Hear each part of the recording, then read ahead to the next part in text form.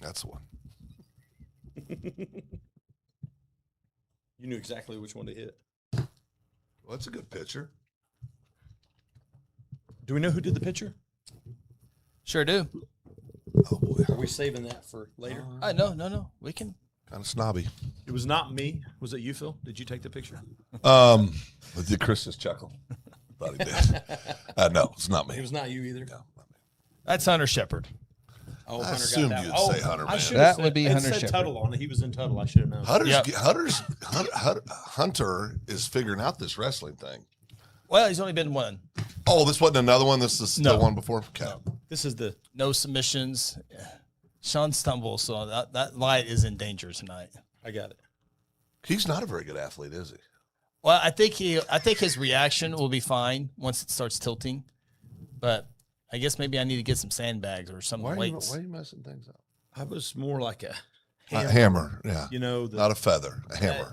Timing more than speed. No finesse. Timing more than speed for sure. Yeah, as a man that's lived his life purely on finesse. Finesse, yeah. Right. I've heard this story before. You're with friends and everybody starts chuckling when you tell an obvious lie. Well, yeah, absolutely. Is your bride going with you? Chris, can you reach the Tony's going with us now. She's going with me. Okay. Well, so the deal that's underneath him? Saturday night, I don't have much volume in my ears. Oh, I can. 8:30 to go check her mail. Trips, falls, breaks her wrist. Check 1, 2. Oh, no. Go down just a touch. So Saturday night. At Yeah, check. 10:30, That's good. we That's were good. at Thank you. ER and left there at 3:30 Saturday morning. All right. To go to the doctor today. She's got to have surgery. Oh, boy. Surgery Thursday. So Yeah, she's I not don't going. know. Everyone's wife's like on the DL. Oh, not mine. Mine's solid. Are you going Friday now? No. Leaving extremely early. I talked to Wes. He's going to let me get one Saturday since I'm not doing it. Yeah. Because I'm leaving like early How early? to come over. 6. I'll be up earlier than that. She'll only leave in earlier than 6. Well, I'm not going to be in Guthrie. Okay. Yeah. So, I'm just glad the hotel is close to the UMAC. yeah, Holiday Inn. Mm-hmm. Yeah. Which one? Holiday Inn Express. It's over there by the Woodland Hills Mall. I can tell you. I got the exact address. Yeah. My power screen. Right went there off. it is, Christopher. East 71st. There's a couple in that area. Oh, okay. Let me see if this has anything on it. So this is right there on that same side There you of the go. mall. Woodland Hills Mall. That helps at all. We're not going to get Shawn saying there. Is that in the cards? You can talk to Silver Ball. Yeah. I got things to say to I'm gonna him. put it this way. Last time I stayed at a hotel in that vicinity, my teaching partner got her truck broke into. Well, that's what I'm saying. I mean, I don't know if I'm. You know, This may not be where I end up staying. Don't take valuables. I'm going to leave it at that. I don't want to take my truck now. I'll get a rental car.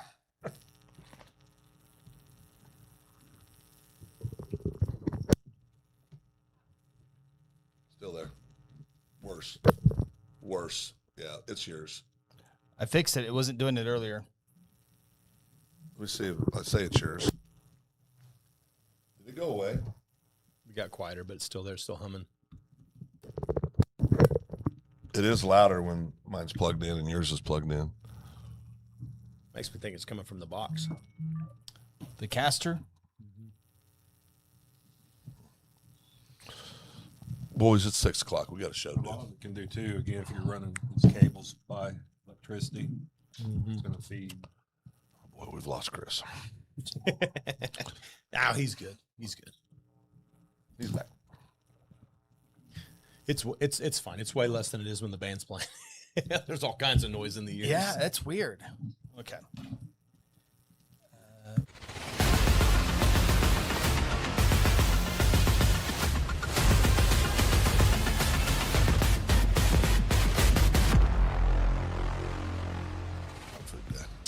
Hello and welcome inside the high school huddle. It is Monday night, February 9th, Dual State Week is here. Come on. It is here. It is It's gonna be here. a fun one. Yep. Along with the 3-time All-American Shawn Silvis, Phil Nichols, Clay Drake, the two voices of your Dual State and State Championship.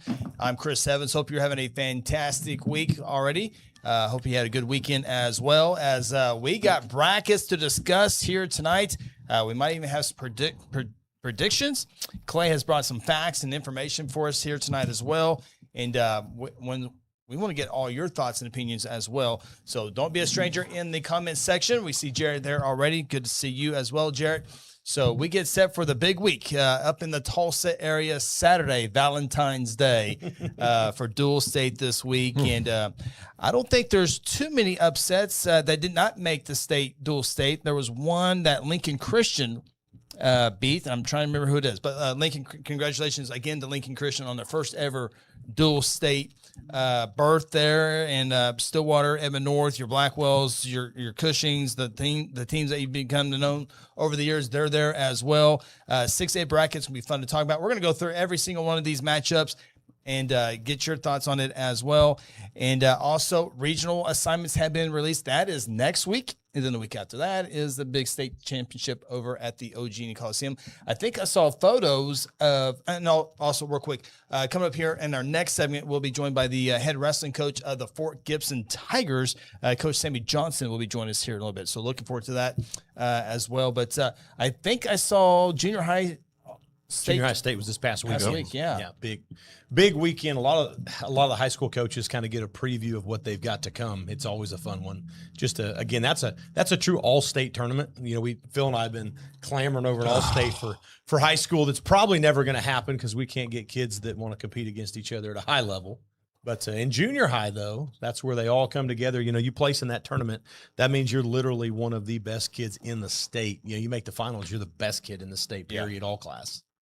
So looking forward to all that. And it was kind of a slow week, if I remember. I didn't see a whole lot going on. Yeah, so typically after district duels, your post that is the start of postseason. So then there's junior high state, and then there's regionals. Well, there's junior high state, then there's dual state, then there's regionals, and then there's states. So that's all the postseason stuff. Nothing goes on in the middle of the week. All the duels are over with, and that's kind of what sucks about the ice storm that came through. The timing was terrible because that was kind of right about the last week that teams had a chance to. It was right before the last week they had a chance to make anything up. So several duels got canceled and just didn't have time to make up because once you hit postseason, it's ready to get ready. It's time to get ready for the things that matter most. So what? Ask you guys. So what's going on in the weight room this week? Depends on the coach. Yeah. Depends on the coach. The smart coaches are resting their kids up and getting them healthy. The old school hard nosed coaches are beating them up even more. So it just kind of depends on what their philosophy is and what they're doing. The other side of that is they've got to manage that weight. You know, They've got to do some kind of workouts or something to again manage the weight of those wrestlers. Otherwise, you're going to show up to dual state and be 12 pounds over, and then you're really in trouble. So, and hopefully this time of year, weight's not an issue. If you got a kid with issues, that's a hard one. The only reason I say that is I've got a couple of wrestlers as students, and they made the comments of not having to, since we don't have duels, you know, we get to eat a little bit more. And I said, ooh, that could be a dangerous thing. Well, they need that food to heal their body. That's the old school guys didn't eat or drink anything, and the new school guys, they should be eating about 6 meals a day up until weigh-ins. So if they're doing it right. So, But in the 80s, when you were cutting weight, everybody wore, we called them rubbers, but had a sweatshirt like I had on under you. A lot of people put a trash bag on, then a T-shirt on, then a hoodie on, then the rubbers on, and then another hoodie over the rubbers, and you'd carry around a styrofoam cup and spit all day. And when everybody else went to lunch, you'd eat on a few ice cubes. It was brutal, absolutely brutal.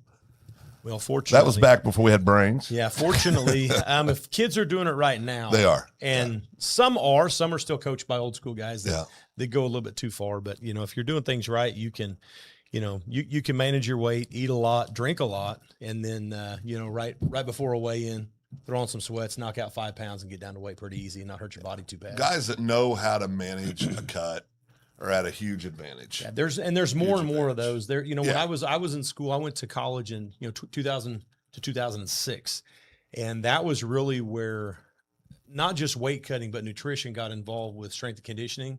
And that's where that group of guys that are in their 40s now that are coaching, that went to school for that, they understand that. Yeah. And they're actually, you get very high-level athletes that are trimmed down to their weight, so they're at an optimal weight, their optimal performance. Guys that didn't go to school for that, they still mix in a little bit of the old school, and they don't get as much performance out of their athletes. So, but that old school, seems like every generation gets a little further and further away, and people are learning how to manage weight a lot safer, a lot better. Well, it used to be there was no rules. I tell a story about David Everett. He played football.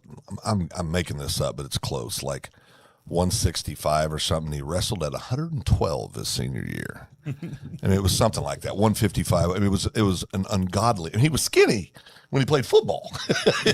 And he was probably unrecognizable when he was on scales. His face was sunken in. It was terrible. No, terrible. I always say you can tell if a kid has gotten good advice on pulling weight if he is pulling a lot of weight and he's eating on Wednesday. You know he's very ignorant and he hasn't gotten good schooling if he's not eating on Monday. Now we know you eat the right kind of proteins, the right mix.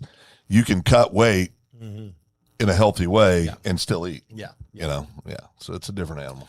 Well, I can tell you on Saturday, the 3A, 4A wrestlers will weigh in at 8:30 in the morning, and the 5A, 6A wrestlers will weigh in at 10:30 in the morning. So would you rather weigh in at 8:30 or 10:30? 8:30. Get it over with. Then you go eat. And go eat. Yeah, for sure. Yeah. Matter of fact, 6 a.m., 4 a.m. You wake up at 1:30 in the morning and say, why can't we weigh in now? We're awake. They need to be able to. It's today. Yeah. They'll go run the scales. Most of the guys will go to bed at about a pound or two over, depending on how much they can float. So when they wake up in the morning, if they're on weight, they don't want any extra time. They want to get on them scales and be done. Otherwise, they got to sit around down to weight, and that's the worst. It is the absolute worst. Is there a big difference if a kid weighs 168 and you weigh 164 or 169, 165? It depends on how big they are. You know what are they walking around off season? If we're the same size, like let's say we both walk around at 175 pounds, like just throwing that out there. In July, you're 175. Yeah, or even like let's say on Monday we both walk in at 175 pounds, and then I get down to 164, and you get down to 168. You have a huge advantage, because we're the same size, but I had to lose 4 pounds of water. So I'm going to be slow. I'm going to be tired. I'm going to be weak. If you come down to 164 with me, well, then we're equal again. But as you get down to weight, the closer you get, the harder it is to make and the harder it is on your body. So it's like a funnel. The closer you get to that weight, the weaker you are. Let me ask you this. When you were a 65-pounder at college, when you were home in the summer, having fun, chilling, what'd you walk around at? 215, 216. Right. Whoa. I was going 169, not 215. No. That's the point. I mean, some of these guys are just bigger. We talked about the young man, I won't say his name, but young man that we know well from our hometown that was a 3-timer, but he was a little guy for the next level. And that's just hard because the guys he's wrestling are walking around 145, 150. He's walking around 118. Yeah. Trying to gain weight. And I was full. My wife will tell you I was somewhere between. She said 220. Yeah. 220. Oh, did she? Yeah. By the time I was, That's funny. I was a big boy. But once everything was honed in and toned, and I was on point, I was about 178 to 182 on a Monday.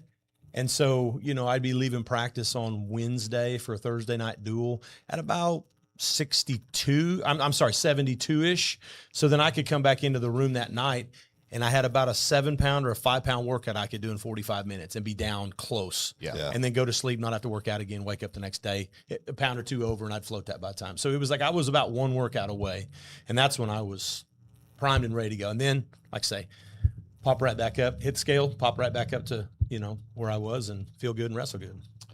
According to the National Federation Rule 1.112, OSA conducted a random draw, and so dual state wrestling tournament, all quarterfinals will begin at 157 pounds, and all semifinals will begin at 165, and then all the finals will begin at 175. Oh, all right. So here's the question. Do you guys prefer the random draws, or would you rather just start at the beginning? I'd rather start at the beginning. I'd like to start at the bottom. Let's go to the top. I'm the same way. I like finishing with those heavyweights. Yeah, I do too. There's just something about that. Yeah. Especially when it's a really close duel. And you bring those two heavyweights out there, and I mean, it just, to me, crowd just gets more excited. more exciting. in the whole deal. And you know what's crazy about this, with all due respect to the big boys in the world, me being one, I can say this. Most of them boring as hell. Okay. It's just it's just different. You know, you don't have a lot of heavyweights that are out there, you know, shooting and doing all the things that make for an exciting match. My farm boy or ranch boy analogy is that's when the two bulls in the pasture come to fight and battle it out. And sometimes it's an interesting fight, and sometimes you're just Sometimes you're just leaning against the tree. Yeah. You know, everybody fall Every down. broadcast I do, I say the same thing. I say nothing happens at heavyweight until something happens. happens. And it's always big. You know, And there's explosive, and something major happens, and then everything changes. Well, after that. that's what made last year the NCAA tournament, the yeah. finals match, so incredible. Those guys are doing stuff though. Yeah, that's what I'm saying. It was like these two world class athletes, Olympic champion, multiple time All-American, trying to get over that hump, beat Goliath, right? And then to have them go at it the way they did, relentlessly. Yeah. And we got to see things you just never see at the heavyweight level. And I can't think of special. of a better, greater, or more pivotal heavyweight match in my lifetime. I can't think of one. It was incredible. I think it's. I remember where I was and Yes. what I was doing, and the group. I remember everything about that moment. The great pontificator, the great philosopher Phil Nichols. My bride says, "Oh, that's that heavyweight. Does he have a chance? Not a chance in hell." That's what I tell her. I just want him to compete. I just want him to compete. Now, he'd had a great year, but I don't think I was alone in that assessment, right? I mean, most people watching that match were going, well, you know. See, I'm gonna give a backstory on that because I watched him when he was with Air Force, Yeah, and I watched him come into that Reno Tournament of Champions and just walk through that heavyweight deal. yeah. And so that was me. I was like, this kid. There's more of this kid than most people ever realized, you know, and just his ability and what. Because again, to me, you look at him. He doesn't look like a true heavyweight. You know, his slender build and everything else. I stood next to him a month and a half ago at an OSU wrestling event, and he was there, and I walked away going, now, I know he would beat me to death with my own arm, but he really isn't that intimidating. No. I mean, he's a big guy, but you just don't feel like, wow, you know. And for me, like at Reno, I mean, there were some of those guys who are just, you know, more round, and he just worked them over. You know? Well, he's extremely athletic. Yeah.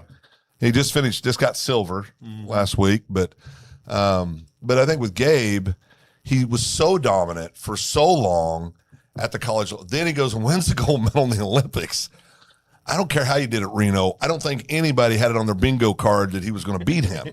You know, I mean, now he had, like I said, had a tremendous year, but man, for me, sports moments, one of the 2 or 3 biggest upsets ever in sports. Yeah, we had a room full of people. There's probably 15, 20 people there. We were on vacation in an Airbnb, big room, big screen TV.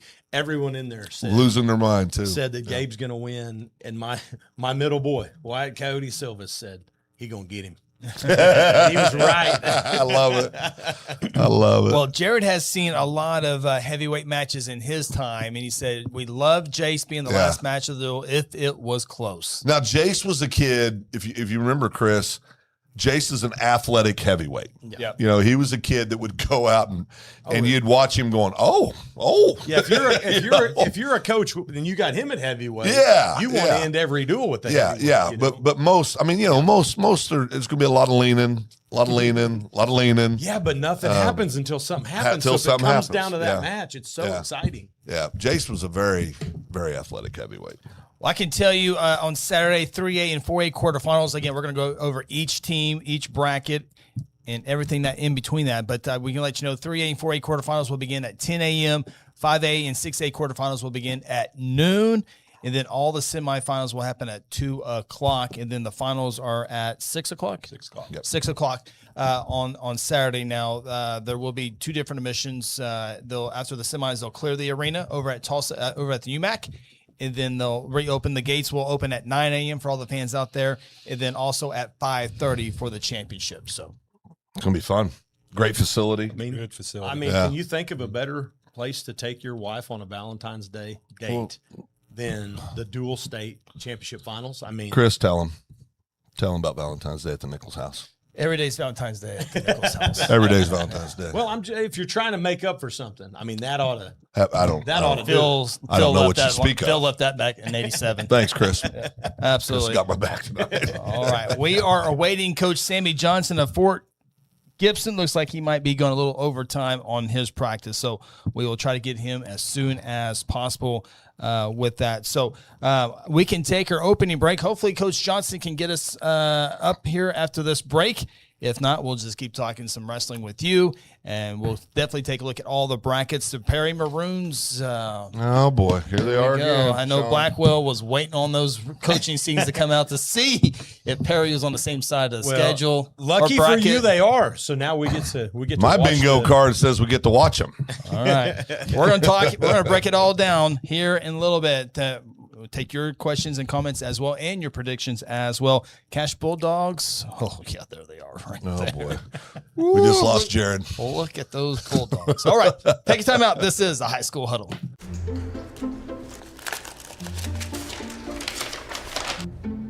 What? Mom? Mom, wake up. What happened? It's this window estimate. We can't afford this. I thought you already called Red River windows. I know. Red River does have the best looking, most energy efficient windows. Mom, what are we waiting for? Let's call Red River. Are you ready to secure your legacy? At Black Oak Alliance, we understand that your hard work has built a future for yourself and your family. Our team of expert advisors is here to guide you through estate planning, helping you protect your assets, minimize taxes, and ensure your family's financial security. Black Oak Alliance has the experience and expertise to tailor a plan just for you. Schedule a no-cost consultation today. Visit us online at blackoakalliance.com or 405-724-6328. Black Oak Alliance, protecting your legacy. For centuries, it was a windswept prairie until the run of '89 saw settlers scramble for land and life in a newborn town. As Oklahoma's territorial capital, Guthrie, Bank First is loyal to the preservation movement that reclaimed Oklahoma's first state capital. And we're loyal to the banking legacy born at the corner of First and Oklahoma streets. Bank First, loyal to Oklahoma, loyal to you.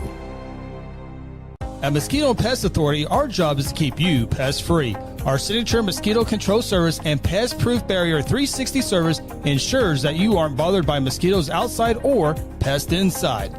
That's right, 2 brands, 2 services, only 1 visit needed. Don't believe us? We guarantee it, or we'll come back at no charge to you.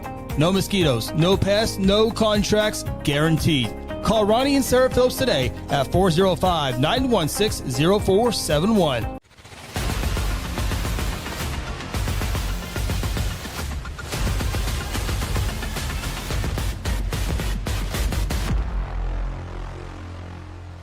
Don't you bring us in? Oh, there he is. Hey, hello, welcome back. High School Huddle. You need me to fix the technical Shawn, problems? Phil, Clay, Chris. Well, I see the name, but I don't see the picture, the video of Coach. He said he's going to log in and try again. Okay. We'll try it here in just a few moments. Sorry, Coach. Yeah, we'll get it figured out here shortly. I think we had this happen one other time, so We I'm did, not sure yeah. What that is. So What is it they always say? Technology is so awesome, and then it makes you so mad because it's just supposed to work all the time. I always right? say it's great until it's not. That's right. Then I'm you go. throwing things. I snapped a laptop one time. I bent it backwards out of frustration. Now, if you want to get over what you were frustrated about, do that. Because then I was immediately mad at myself because now I knew I had to go buy a new laptop. Yeah. So now what was the problem is no longer the problem. Right. You're You the just move problem. on to a different problem. Yeah. There you go. Yeah. Or wouldn't you still have the same problem? And now you just create more problems. Yeah, they're all problems. Depends on how you look at it. is the weed eater the one lawn equipment that gets everyone going? Is the weed eater? That, and I have a couple of different steel chainsaws, but my smaller one will cause me to say words that that embarrass me. You know, Are they words not found in scripture? Oh yeah, none of them. Yeah, none of them. and then I'll be cursing it, and my boy said this damn thing won't start, and then my boy will go over and go, take something like, just give it to me. So what makes you more mad, like the weed eater or the technology, or like other people, like your kids or your wrestlers? Like, not my kid. I have a lot of patience with kids. I would say adults. Definitely adults. They make you the most mad. Jared adds, I hate weed eating. I believe in the power of chemicals. Oh, that's great. What a great answer. Yeah, I have 10 acres and then a fence down the middle, and of course all around the house and the barns. Weed eating is just it's an all-day affair. It's brutal. So growing up, The chemicals make that nice. one of my jobs was to weed eat all through the summer on the place. And my dad was meticulous with the fence leading up to our property and the road with the fence on both sides going up to the house. Oh, I don't know how many weed eaters I threw, but there were several. That's probably where my temper as a youngster was developed, actually, now that I think about it. Perhaps. That and topping out Quonset huts in the middle of July in the Flint Hills, that didn't help me any. Well, while we're waiting on Coach to get on here, let's talk a little wrestling. Come on now. We got the duels coming up this weekend. What are you most excited about? What matchup potentially? I don't know. Just what are you excited about when you walk in there? What are you waiting on? What are you wanting to see? Well, this is going to sound boring. I think there's 3 clear favorites on the boys' side, and then you get to 6A, and there's 4 extremely good teams, and there's one other. There's arguably 5 extremely good teams. There are 5 extremely good teams. There's one that's just a smidge under the other 2, and then those 2 are just a smidge under the top 2. But I want to see what happens in 6A. There's a part of me, and I didn't pick one, but there's a part of me because I didn't have enough guts. But there's a part of me that thinks there could be an upset in an early round in 6A, or at least what I would think is an upset. And you know what? It's not official till I say it, right? So I might still change my mind on this one, but because there's a team I really want to pick to make the semis that I just haven't had enough courage to do. But yeah, I think, I think Blackwell's a clear favorite in 3A. I think Tuttle's a clear favorite in 4A. And obviously I think Coeita's a clear favorite in 5A. Doesn't mean that somebody can't knock them off, but I think going into it, they're the clear favorites. Would you guys agree with that? Yeah. I would say that. I mean, and I guess I take always a different approach when it comes to dual state because of so many years of sitting behind watching. Right. That you have these clear favorites, and then lo and behold, somebody doesn't make weight, somebody gets ineligible, somebody gets sick, Somebody gets hurt. Yep. And then next thing you know, everything's thrown out the window, and it's game on of anything's going to happen, and gets a little Western. The underdog says, "Okay, we've got a shot in this game now." So, well, and that's the beautiful thing about wrestling. We were talking about Wyatt upsetting Gabe last year in the NCAA heavyweight match. I mean, nobody will convince me that anybody other than Wyatt thought he was going to win that match. Look at his own father's reaction when he won. Oh, yeah. His dad didn't believe he was going to win that match, right? I mean, now he wanted him to. Yeah. Oh, 100%. But so things happen in wrestling that, in my opinion, don't happen in other sports. I mean, for a variety of reasons. Well, I was told at a young age, and I was told by a coach, just kind of as a confidence booster. I was a freshman wrestling on varsity and, going up against some good kids at the time, and my coach told me, he goes, Shawn, you don't have to be better than the guy to beat him. You just have to be good enough to win. And so I always went out on the mat with just this confidence of like, you know what, I'm good enough to win. The guy might be better than me, but let's see if I can figure it out. I was watching. You see that a lot of times. That's where the upsets are. It's like he's just got to be good enough to win. And if his buddy before him won and the next guy won, they got this momentum and there's no momentum on the other side. This kid might go out there and do something special. Well, there was I don't know if it was in Iowa or Pennsylvania, but I think it was in one of those 2 states. A young lady was wrestling another young lady who was going to be a 4-timer, and the underdog catches her, sticks her. Nobody thought that was going to, and you could tell the little girl that pinned her didn't think it was down because the second the ref hits the mat, she does this. She goes, like when Holly Holm knocked out Ronda Rousey.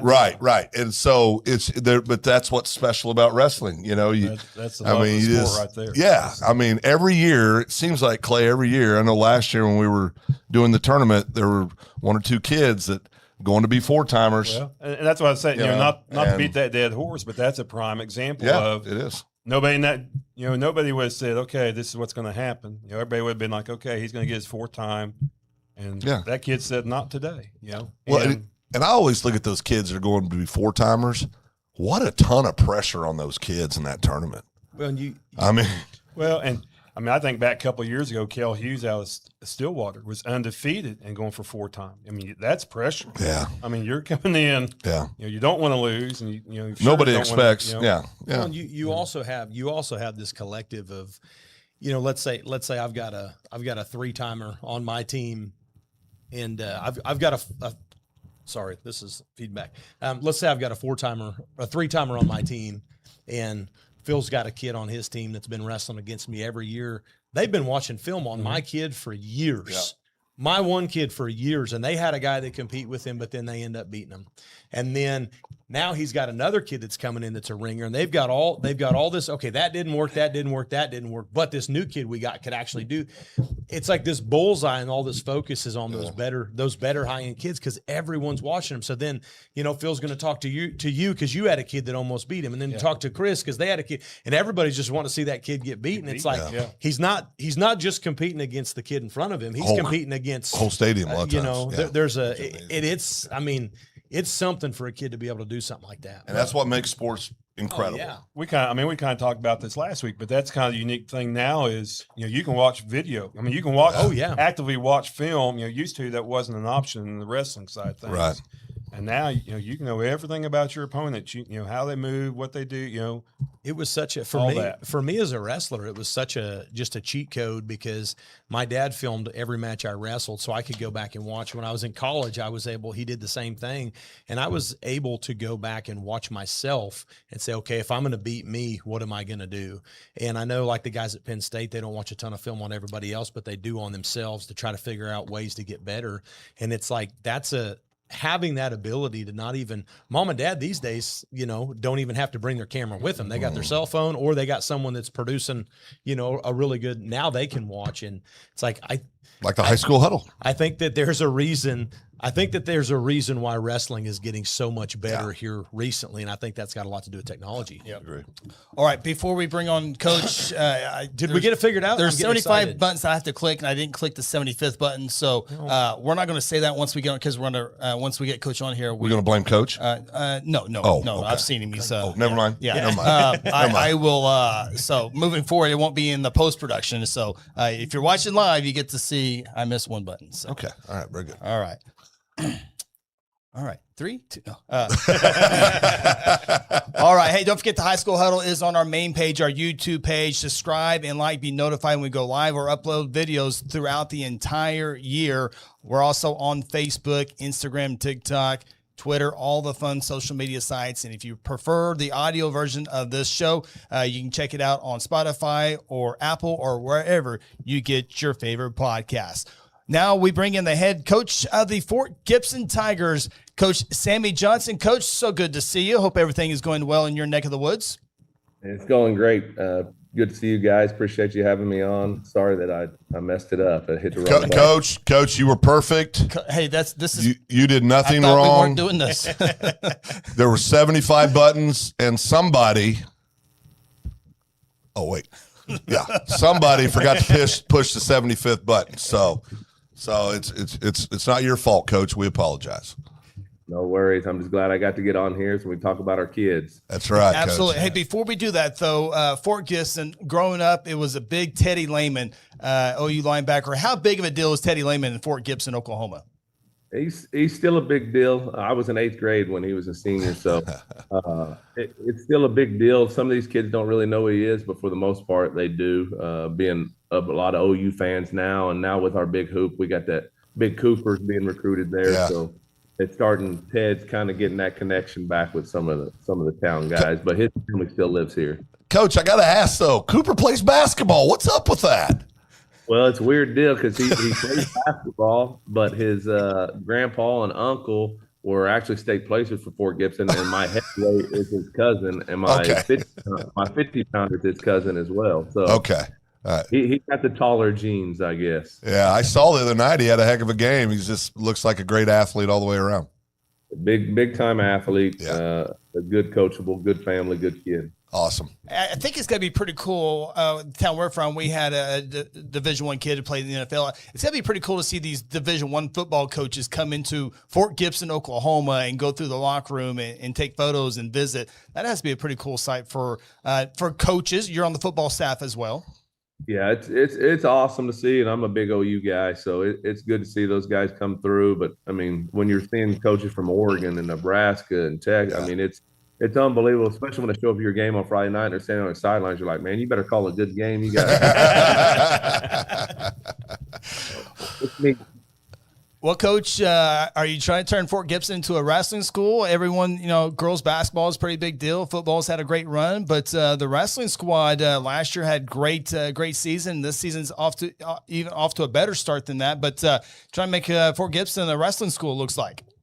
We're doing our best. We have great community that supports all our sports, obviously, but I have great parents in our program, and it's a great deal to have. Our kids are growing every day, and this year's been unbelievable with the press they're getting a little bit.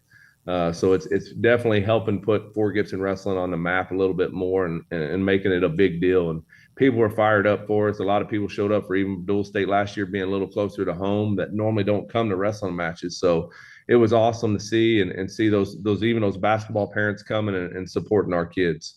Well, it's got to be cool. I mean, you're an alum of Fort Gibson, 15-year head coach now for the program. That's got to be special to coach your alma mater.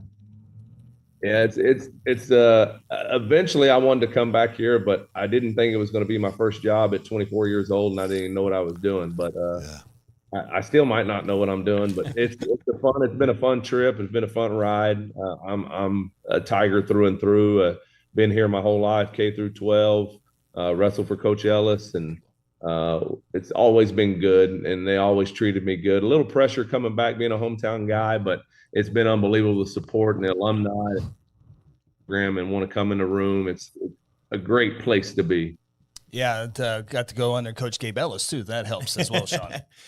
Yeah, so being a Fort Gibson guy, I mean, is that a huge advantage coming back? I know you said you didn't think you'd get that kind of job, but knowing the right people, knowing the system, I'm sure you knew some of the coaches you came back to. I mean, has that helped you get kind of a jump start on things? Yeah, I think getting the job had helped a little bit. There was a lot of good people to interview when I interviewed. I helped Coach Ellis a year before. I was working at Raider, a juvenile detention center in Sand Springs. Couldn't find a PE job, obviously. So just a young kid driving back and forth, putting in the time, kind of donating my time. I wasn't getting paid. Got my foot in the door a little bit. I know the ins and outs of everything of the school. Obviously, it didn't change much when I got back here. A lot of the same teachers were still here. So it was good relationships that I already had with everybody. So it's been an easy transition when I started it. And then the community just buys into what we're doing and supports our kids unbelievably. So we'd never go without, for sure. Now, how big of a deal is it to get not only wrestle for Coach Ellis, but also you wrestled for him and all that. I mean, obviously the success he's having, and now are you doing a lot of the same things he taught you? Are you doing things different? I mean, how awesome was that to be able to not only wrestle for such a decorated coach, but then also coach behind him? It was, yes, a lot of the same stuff we did. But at that time, he was kind of coming up short in some situations. We'd get to the finals and not win. So my mentality was, we're going to keep doing what he's doing, but we got to change it up a little bit because we haven't got over that hump. Right. So there's things I did that some people didn't like at first, but they eventually bought in. So my first 2 or 3 years, it was tough. Kids quitting. They didn't want to do what I wanted them to do. But eventually, when we got to the culture that I wanted, I still do our pre-practice that Coach Ellis did when I was in school. We still do I've added to it over the years, obviously, but we still do same stuff, and we go practice with Quita quite a bit. They're 20 minutes down the road. We match up real well with them pretty much every year. So we go over and work out with them quite a bit. So, which when we get there, it's a lot of live wrestling, but he still does it when he starts pre-practice. My kids already know it because we do the same stuff. I mean, it's very close and identical in what they do, for sure. You know, Coach, you talked about, you just said culture. You know, every coach of every successful program, there's a culture, right? You're going to have a culture one way or the other. It's either going to be a good one or it's going to be a bad one, right? You know, but talk a little bit deeper about what you try to instill in these kids when you built that culture, and as you continue. I'm going to assume you're very hands-on with the youth program and at all levels. So talk a little bit about that culture. Yeah, when I got here, it was just all thrown in at once. So I had the youth program, junior high program, high school program. Here you go. Good luck. I hope you can figure it out. So it was good. I got to learn really fast. But I try to tell my kids, we want to win, obviously, but my goal is for my kids to be better than everybody else's kids in the real world. So when they leave, if they go to a job interview with a Hilldale kid, a Tahlequah kid, a Muskogee kid, they get a job over that guy because of what we've done in the room to make them good young men, respectful, give back to the community, buy into everything they're supposed to do, work hard, be mentally tough, be in better shape than everybody. I mean, just everyday life. Be a good father, be a good husband, be a good brother, be a good teammate. So all the same stuff that every successful program does, we're trying to do as well. I mean, we're definitely not rewriting the script or doing anything crazy. It's just believing we have our ethos and what we believe in, and this is how we're going to live, just like in your own household. These are the things you follow, and that's what your kids are going to do. It's the same way there. I treat my kids up there just like I would treat my own, be an uncle or a brother or a dad or whatever they need. But just being that guy that does more than somebody else and be a good teammate, that you're going to make you a good person in life and be able to go get a job one day. Yeah, we want to win state championships. We want to win gold balls, all that good stuff. But we also want to be good people. When we leave here, we don't want to be that guy no one hires because you were a butthole in high school. That's right. Coach, we're going to get into your season here in just a second. But we got to get some more home matches at Fort Gibson. We need some more home duels over there. I know you guys swept through the duels, and we're going to talk about your schedule a little bit, but we need a little bit more action at Fort Gibson High School. Yeah, we didn't have a whole lot of home things this year. We did all our homes in about 7 days. We went Tuesday, Thursday, Monday. And homecoming, senior night. We're fortunate I don't have to deal with homecoming. We do all that during football. So we do a youth night. It's pretty cool. We bring out all our youth and run them out with the high school and introduce them and shake hands and do all the fun things. So we did our youth night, our senior night, and then our district duels. We did tonight like a military appreciation night, and we bought some new camo this year and broke out some camo singlets and wore some green camo shirts and made it a fun day. Cool. Well, Coach, last year, a regional championship, a dual state semifinal, you had some finalists as well, which was perhaps maybe the best season at Fort Gibson. But how has your team handled that success into this year's team? I think they've handled it well. We lost a couple kids. We were hoping that would fill some holes for us. So other than that, kids have been stepping up. They believe in what we're doing for sure. Sometimes I put a lot of pressure on myself for making sure the lineup's good and all that stuff. But these kids think they're going to go win all the time and that they can go do some huge things. So they already taught. I mean, they want to have another regional plaque. They want to go get a state trophy. They want to be in the finals at dual state. I mean, so they're excited and positive. And I may stress them out more than they are. I think they're just ready to go wrestle. But they practice hard. They do all the right things. They show up. I mean, so. They do what they're supposed to do to be successful. So it's just doing that little extra, going at night, doing an extra run, a workout, go to the youth room, whatever the case may be. And some of them are doing that, and it's definitely showing. Well, Coach, tell your kids to breathe easy. I'm looking at my bracket. I got you in the finals, Coach. Speaking in the finals. Speaking of expectations, I do want to say this, Coach. I was kind of giving you a little bit of a hard time about your home schedule, but you have victories over McAllister, 5A qualifier, Salina, 3A qualifier, Claremore, a 5A qualifier. You also had a couple losses to Bristow and Carl Albert, and you practiced with Coweta. So I think your schedule has gotten you ready for this week and next week and the week after. Yeah, we try to do that. And like I said, I got to watch some of your posts, so I hear other coaches talking too. But I've always told my kids that our January is going to be stinking tough. And if you can get through January and you're still swimming out in the ocean, then you got a chance in February. So we talk about deep water wrestling, and me and another guy are out there who's surviving, who's not. So we don't care to take some losses here or there or do whatever. And so we try to, when we come back in January and we go to Cushing, at that point it's you're going to war for the next 3 to 4 weeks, getting ready for the postseason. And so that's kind of what my kids are just used to, and it's kind of what we do. We don't really run from a fight. We try to go wrestle as tough a schedule as we can wrestle. We pretty much wrestle every 5A school in the area. We used to wrestle Tahlequah, and they kind of dropped me this year because I don't have enough girls for them. They want a girls program too, which I understand that. You don't want to waste a night, but other than that, yeah, we wrestled the Pryors and the Claremores, and we didn't get to wrestle Coweta this year because of that night. Carl Albert got added in, and I was over the points at the time, so I ended up wrestling Carl Albert and Bristow instead of Bristow and Coweta. Might have been a blessing in disguise. I don't know. Coweta's pretty good. I'd like to see some of the matchup with Legend and my Brendan Bell. Those matches they'd have been fun. So like I said, we work out with them, so we get a little of that live action though. Yeah, I bet that's it. I always talk about, man, it'd just be fun to go down and broadcast practice, but I bet that practice would be a lot of fun as well. Yeah. A lot of good matchups. Yeah. Coach, you've been there, what, 15 years or so? 15 years as a head coach, And they threw the Little League at you from the beginning, so you've got to see some of these kids from the time they were itty-bitties all the way up now to wrestling you for the high school. How fun has that been to watch their overall development?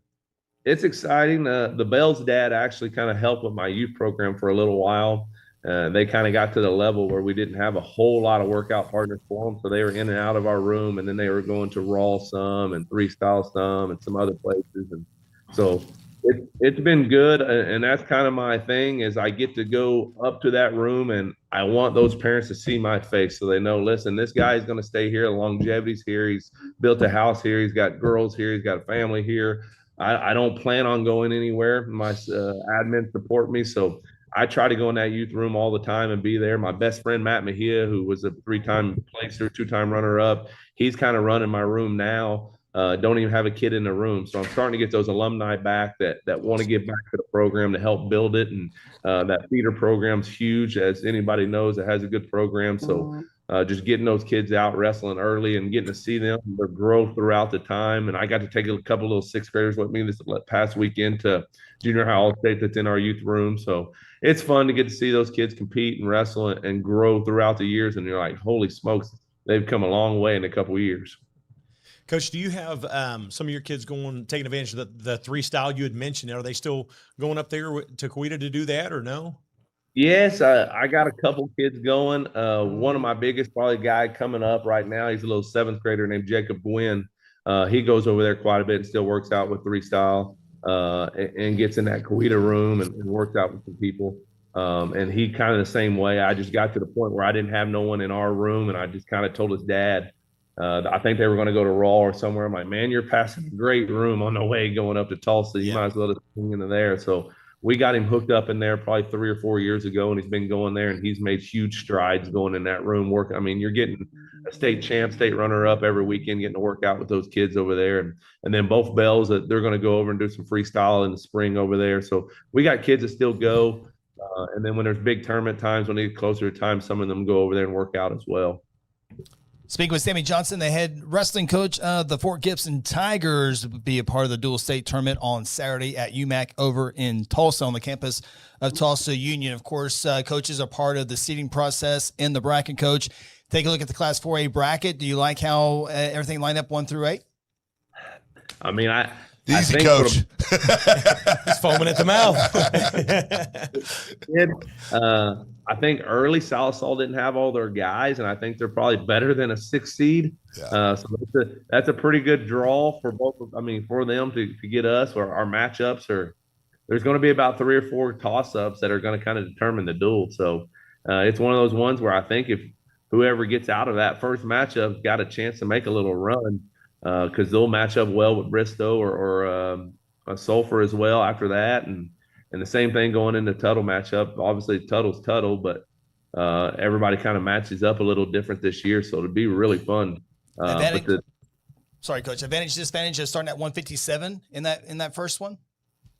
A good and bad. Obviously, this year we started a lot of duels, like down 18-6, because I have a young 13-pounder who's been sick a bunch with flu and strep, and my 20-pounder's been hit or miss, and my 26-pounder is a second-year sophomore. So we kind of go pin at 6 and then lose, and then we kind of get on a roll at 32. So 57 obviously is one of our better cats, so it's not a bad place to start the momentum at.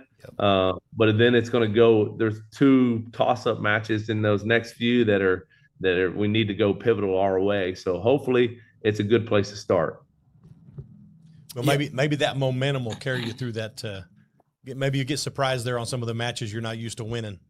Yeah, that'll be a good deal. Like I said, we're going to end on a toss-up match, I think, and then that a toss-up match. So hopefully maybe we got it in the bag one way or another at that last match, and he can go let it fly and have fun and not have too much, because it's going to be a good matchup at 50, I think, depending on what they do with their lineup as well. They can bump around and do some things. But on paper, I have it being about a 38-33 and a 36-33. So it's going to be a good one, I think.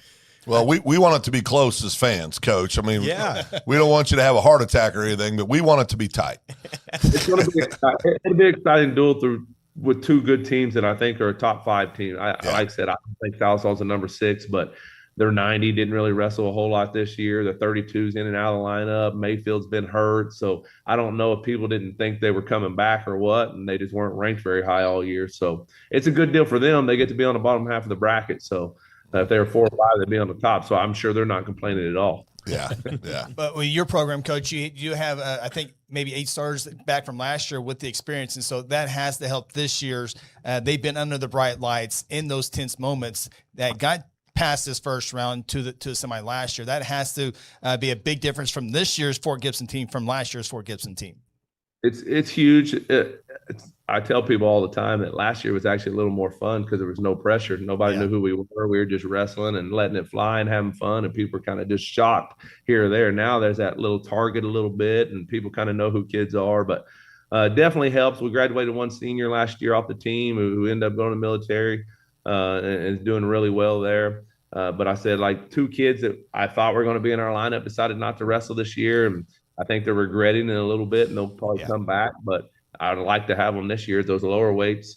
But no, I will say about my team, knock on wood, that doesn't jinx us, that we normally don't peter out right now. That's when we kind of start rolling and peaking. When we get somewhere, it's because we deserve to be there, and we go compete.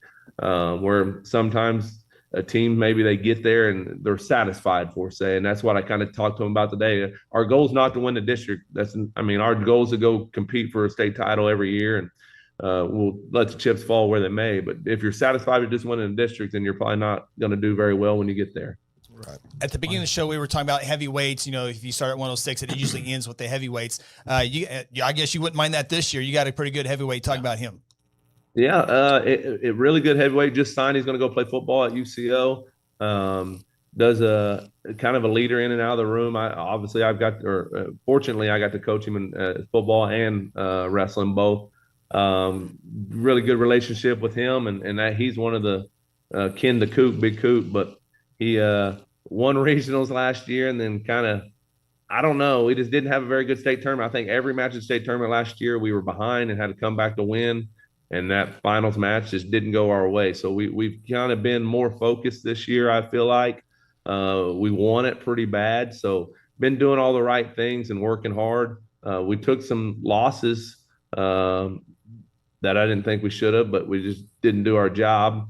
And we also, I told Duckworth, we got a little secret weapon, and Josh Heidzelman, he's going to school here in Tahlequah. He's been coming over and working with Stevie some too. So special kid, good athlete, wins a lot of matches because he's more athletic than everybody. Super strong, big kid. So we're obviously hoping to go win a state title with him this year. Yeah. So did I catch that right? He had a bad state tournament and he made the finals? Yeah. Yeah. we didn't wrestle very good. We were trailing every match. Like I don't know what it was because we've been there the year before he didn't place, but we've been there before. And I mean, he was in the junior high all-state finals in the same arena. I mean, he's been in those situations, so I don't know what happened, but again, he's a little more athletic than people, so he would come. We were down, I think, by 2 at one match with like 7 seconds, and we escaped and got a takedown to win the match. So it's things went our way. It's just not in the final. I know his big cousin is more highly recruited in football, but based on what we're talking about right now, I know who messes with who at family Thanksgiving, and the kid going to OU ain't messing with him. I do know that. Stevie's a heck of a football player too. He's just only about 6'1", so he's a deep inside guy, but he could play with just about anybody. Well, you mentioned them earlier. We're kind of bearing the lead here, but you got a couple of Bells that are pretty darn good as well with Trenton and Brendan. Just talking about what they bring to your program. Not only help with a lot of wins, but they got to be a great locker room and a great partner as well. They're great kids, great family. They kind of been around the program their whole lives. Like I said, they ventured out a little bit to go work out, find some better partners and some tougher partners, but for each other, they're pretty good partners. One's getting a little bigger than the other now, but even at homes, they fight pretty good. They fight in the wrestling room, kind of let it go and turn a blind eye sometimes. It's a good room for those two guys. They're both leaders. Brendan leads a lot more by just doing what he's supposed to do. Trenton's a little more vocal. He'll sit in the corner and yell at them a little bit, all the kids on the team, and they kind of listen to them because they're pretty good and they're good leaders and they work hard. So they lead by example for sure in a room. The dudes are busting their butts every day. They work hard. They'll be together a lot, but it's a 57 to 44 pounder, so they'll beat up on each other a little bit, and then they'll kind of split up and they'll make each other mad and go find some different partners for a little bit. But it's definitely good. They'll get right in the middle of the room, so it's good entertainment for sure. You know, once they get each other worked up, I feel sorry for the kids they go to after they leave each other. For the 4-pounder, they'll grab the 75-pounder sometimes, and then start on. He's got to go get the heavyweight. He says, "Nope, not doing that, coach." It's fun to watch them too, and like I said, it'd be. I'm not ready for Trenton to go, but obviously he'll graduate this year, and I'll get Brendan for a couple more years. And Brendan's fun to watch, and he's highly entertaining and special kid, and they're both really good. Parents are huge supporters, big wrestling people. They just want to see Fort Gibson be big successful, and those dudes, whether people are talking to them all the time about trying to transfer, so. They're loyal and true to Fort Gibson and to me, so they're good kids. They could go anywhere they want, and people they'll come up to me and ask for the coach. He's over there talking to me about this. I gotta say this. That's just so gross. It's just. I know it's part of reality now, but I hate it. I hate everything about it. Well, Coach, looking currently, I was looking up stats for you for your team, and currently you got 9 wrestlers ranked in the top 10. You got 5 ranked in the top 4, 3 that are ranked number 1 in Class 4A. As a team, O-Wrestle now got you ranked number 2 on tournaments. You're number 3 OSSA. I mean, I got a feeling people want to come to Fort Gibson just based on those stats. You know, talk more about the lineup. You mentioned a few of your kids. What else you got going on there? Well, at 106, my little sophomore, Callan Caldwell, he's a state qualifier last year, didn't have a very good tournament. But the thing with last year was he walked around about 94 pounds. So kind of grew into his body this year. He walks around about 113 to 115, eating what he wants, and the dude can eat. And it's not hard for him. He misses one meal and he's back down to 106. But he's ranked number 1 right now, and he got a good chance to go take care of business. Hopefully the Bridge Creek kid's pretty good. The Bridge Creek kid beat my little 8th grader this weekend at junior high all-state, and he was at our bracket at Cushing too. But so I told him he's got to go get it back for my little 8th grader. And then, like I said, I got a young freshman at 13 that we're just trying to buy into what we're doing, and we need him. He can be really good. He's been in my youth program for 3 or 4 years. He's got a little sister too. It's in my youth program. We're trying to get him to buy in. At 20, we kind of been open, hit or miss. And then at 26, I got a kid I got out last year as a freshman, Carlos Ramirez. He's a sophomore. He worked hard. The dude goes hard. He's a powerlifting guy, so he's super strong. powerlifting's his thing. We just try to keep him happy so he'll keep wrestling for us. 32, I got David Farmer, senior, 3-time state qualifier. I keep bringing this up, but Lawson Forsay, if you want to call it the blood round in high school, but blood round 3 years in a row. He's never placed. He's ranked 3 right now. My goal is to get him on the stinking podium somewhere. It'd be awesome to be in the finals, but if I can get him on a podium, I may cry. 38, I got a kid named Caleb Miller. David Farmer is his name. I don't know if I said that, but at 38, I got a kid named Caleb Miller, who's a sophomore. He qualified last year. He played basketball until 8th grade. Got him out. I think he's ranked 10 or 9 or something. Trenton Bell at 44 is a state qualifier and a 3-time qualifier, and then won it last year as a state champ, ranked number 1. And then at 50, I got Alex Lafayette, a heavyweight's little brother. He's just a tough kid. He don't realize how good he can be. When he'll open up on his feet, he's pretty special, but he just getting that confidence in him. He's came a long way since 8th grade, but getting that confidence in him that he can go do it and believe in what he's doing. He could surprise a lot of people this year, I think.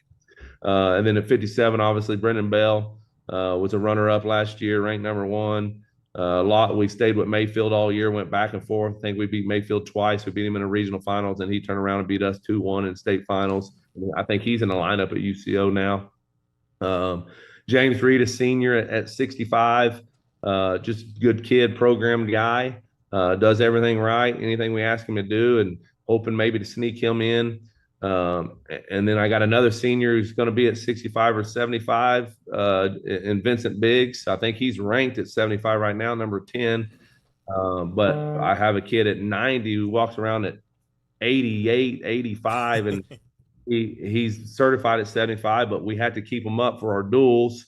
He may come down to 75, and Zach Cushman, he qualified last year. I think he's ranked 10 or 9 at 90, so that could change some things. And then my nephew at 215, ranked like 8, I think. He qualified last year, Jaden Johnson. And then obviously at heavyweight, we have Stevie Buffeas, who's ranked number 2 now. And like I said, we lost to the Weatherford kid in the Cushing finals, which he's a good kid. So hopefully we'll just on both the opposite sides of the bracket, and we'll get to see that rematch at the state finals. Of course, the Fort Gibson Tigers are headed to Cushing. Of course, we're highly concentrated on the dual state tournament this week on Saturday, but the regional going to Cushing. Did I see somewhere Brendan is going for his 3rd state championship? And I think it was him, maybe. Second, I think. Is it going for a second? Not Brennan. Trenton is. will be the second. Okay. Trenton, the junior, won it last year at 44. He's back at 44. He's going to try to get his second. And then, like I said, last year we put our heavyweight in the finals and got beat, and then we put baby brother Brennan in the finals and got beat. So he could do a lot of cool things for Fort Gibson. We've never had a 4-time placer, never had anyone win it 3 times. So he's got a chance to do both of them. He could go be a 4-time placer and be a 3-time champ. So that could be really cool. That'll be a great story next year when he does it. Yeah, that's big time. Well, Coach, man, we appreciate the time. Sorry for the little difficulty at the beginning, but we got it all figured out. Phil's got a bunch more questions. Coach doesn't have anything going on. Hold on. We got, are we not going to hit him with the hard hitting Yes. questions? Okay. Thought you were getting ready to shut it down. Okay. I'm trying to get Coach. I'm trying to get away from the transfer thing with all the things. So I'm going to go there. But Coach, I almost went back to it, but I'm not going to do it. You can do it. No, you guys can throw that question at me. But okay, Coach, if you're in charge of the rules for one day and you change high school wrestling, what one rule will you change, add, or delete? Well, this year, one rule that I would want to change, and obviously it's because I need it for me, we were in some big matches this year, and that calling injury time when you're not hurt. Just tired. I don't want to go just like college and just say you get choice, and it stinks because sometimes kids really are hurt. But when we got down in a match with Trenton against an Allen, Texas kid, and started pushing the pace a little bit, and here we go with injury time to kind of stop the momentum and stop the match, and so maybe train. I mean, you can't make it a judgmental deal because you can't say, well, he is hurt, he's not hurt. So almost just change that to college, and you get choice after first injury time to the second injury time, or even on that same aspect when you're coming back to the center. they instead of making that dude get on the line because he takes 5 minutes and Jordan Burroughs pulling his sock up, almost going like freestyle. As soon as you're back to the middle, they're blowing the whistle and you're rolling back in instead of waiting to reset, pull my singlet down, pull my socks up. Oh, that's gross. We saw that at a tournament that we broadcasted earlier this year. And this one kid, it was just, obvious. It was so obvious. You're sitting there going, man, it cheapens everything about it, right? I almost like, that's one of my biggest pet peeves in the world, but I almost want to give a pass through December. But when January hits, you better be in shape. Some of them football kids, I get it. It's hard to get in shape after football for wrestling. But dadgummit, it's January. You ought to be in shape. Let's wrestle. Yeah, but the injury time deal, like I said, I used to have a kid that did that, and I wouldn't even get out of the chair. I'd be kind of embarrassed. Like, what are we doing? Yeah. I'll tell you a story when I see you this weekend about that. I can't tell it on the air. What's your hard-hitting question?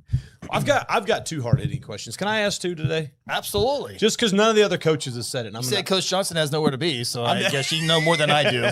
And you called him old earlier. I called him old? Yeah, you said these kids were growing up and now they're older. You guys are friends, right? No, he's a veteran. Veteran, okay. He's a vet. You and Coach friends? I don't know Coach, but well, that's not a very good start, Shawn. No, I'm not good with people. I'm sorry. I'm trying. I've been hitting the head a lot, okay? No, okay, so my first hard-hitting question is if a petition crossed your desk to eliminate the mandatory headgear rule, would you click no headgear or yes headgear? You don't. It's just hypothetical. Well, I'm torn on it just because, like this year, we had a headgear break, and some folks in the stands were yelling at my kid, and he's the 157 pounder, pretty good. We didn't need injury time, I promise you. Our headgear broke. So I'd almost just say, yeah, if you don't want to wear it, don't wear it, kind of deal. But man, I get some kids with some ugly ears now, and I don't want to make them have ugly ears if they ain't got to, but I don't know. I'm torn on it, but there's a lot of headgear pulls too nowadays that people are missing that if we got taken out of junior all-state this weekend off a headgear pull that changed the match. So now, Coach, do you require headgear in the room?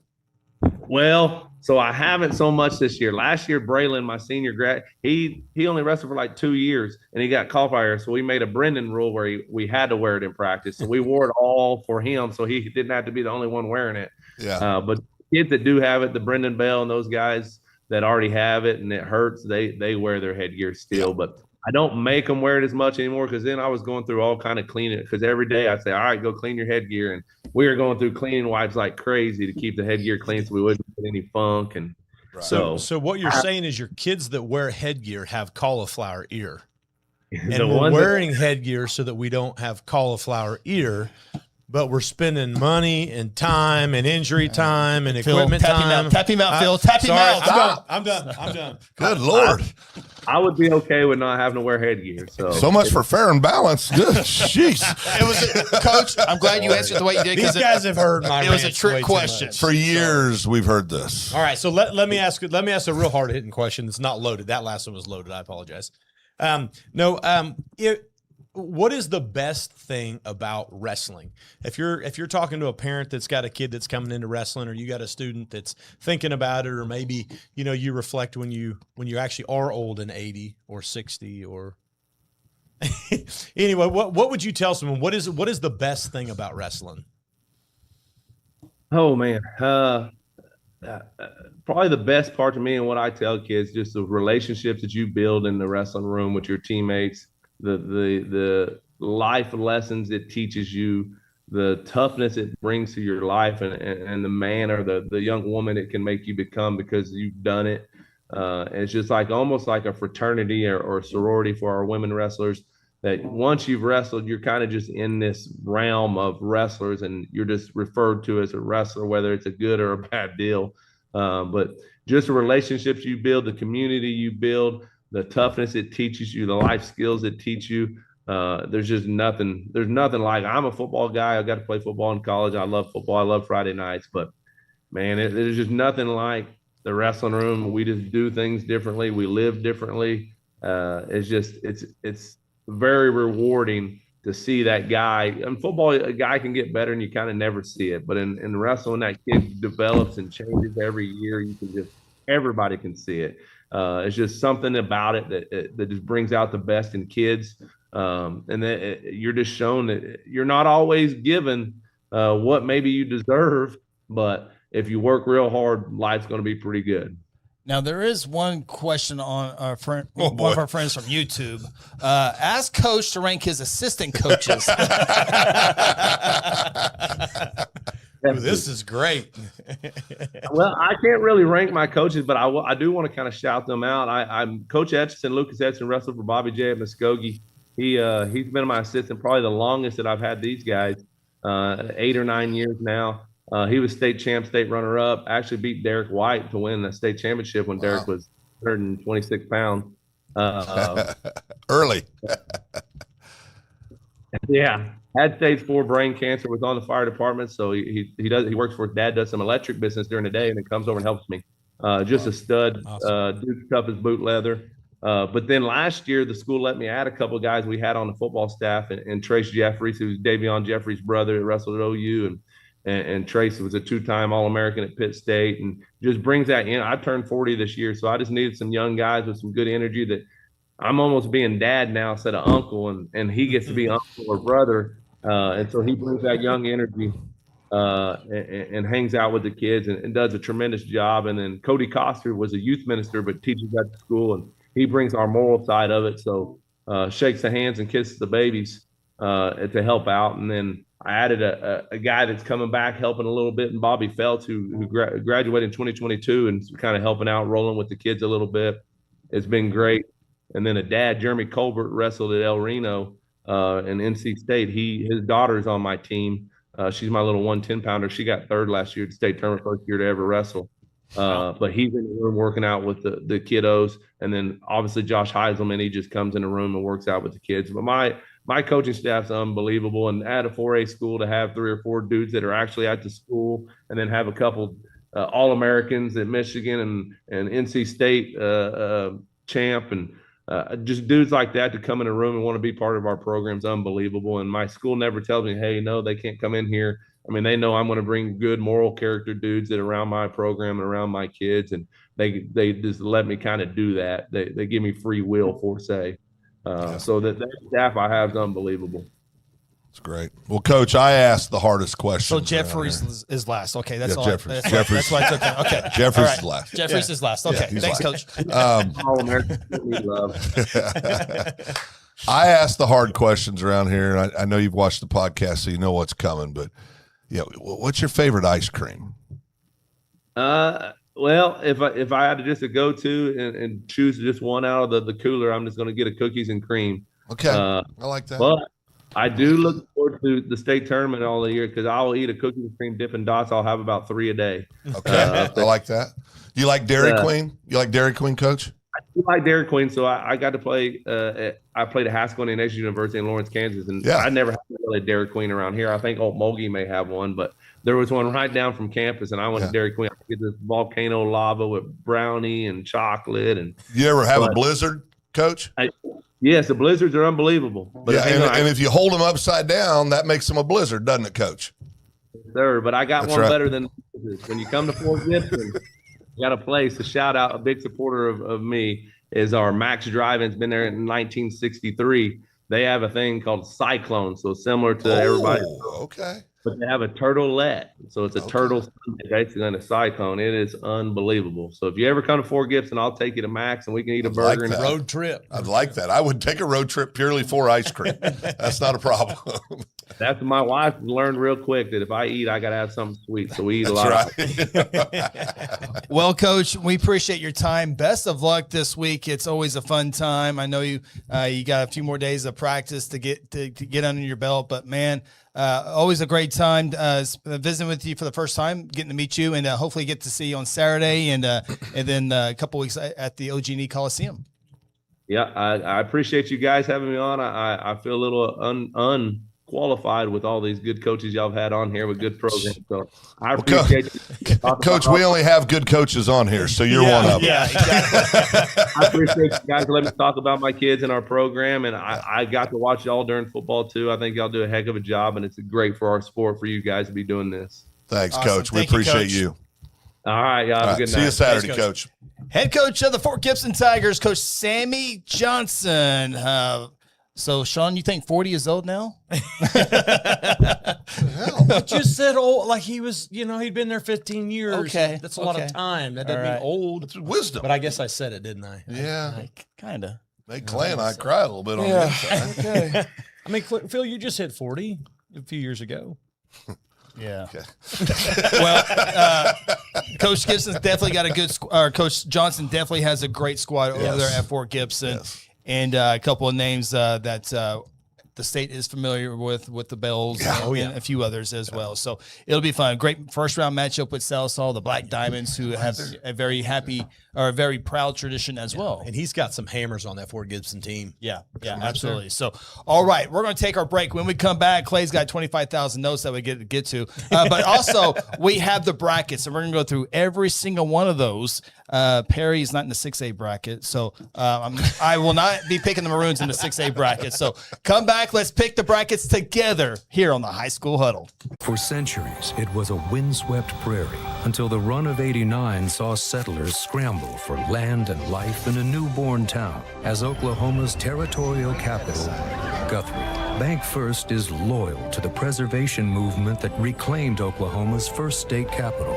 And we're loyal to the banking legacy born at the corner of First and Oklahoma streets. Bank First. Loyal to Oklahoma. Loyal to you.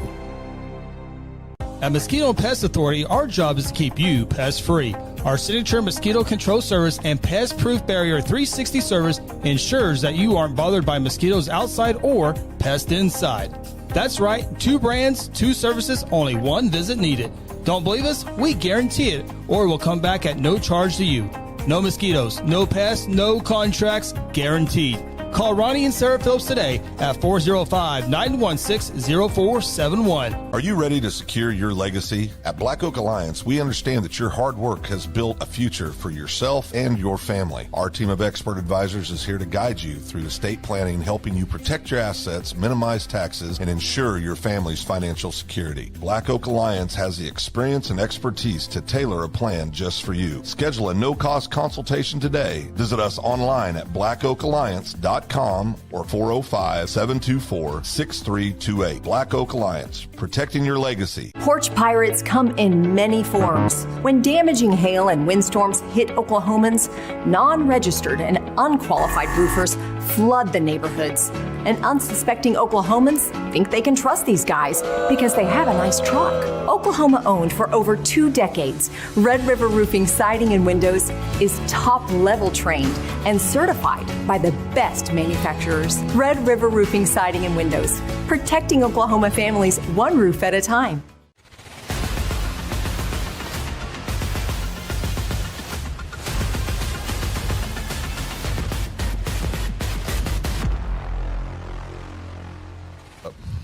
Welcome back, High School Huddle. Shawn, Phil, Clay, Chris with you on a Monday night, the week of the state dual tournament up in Tulsa.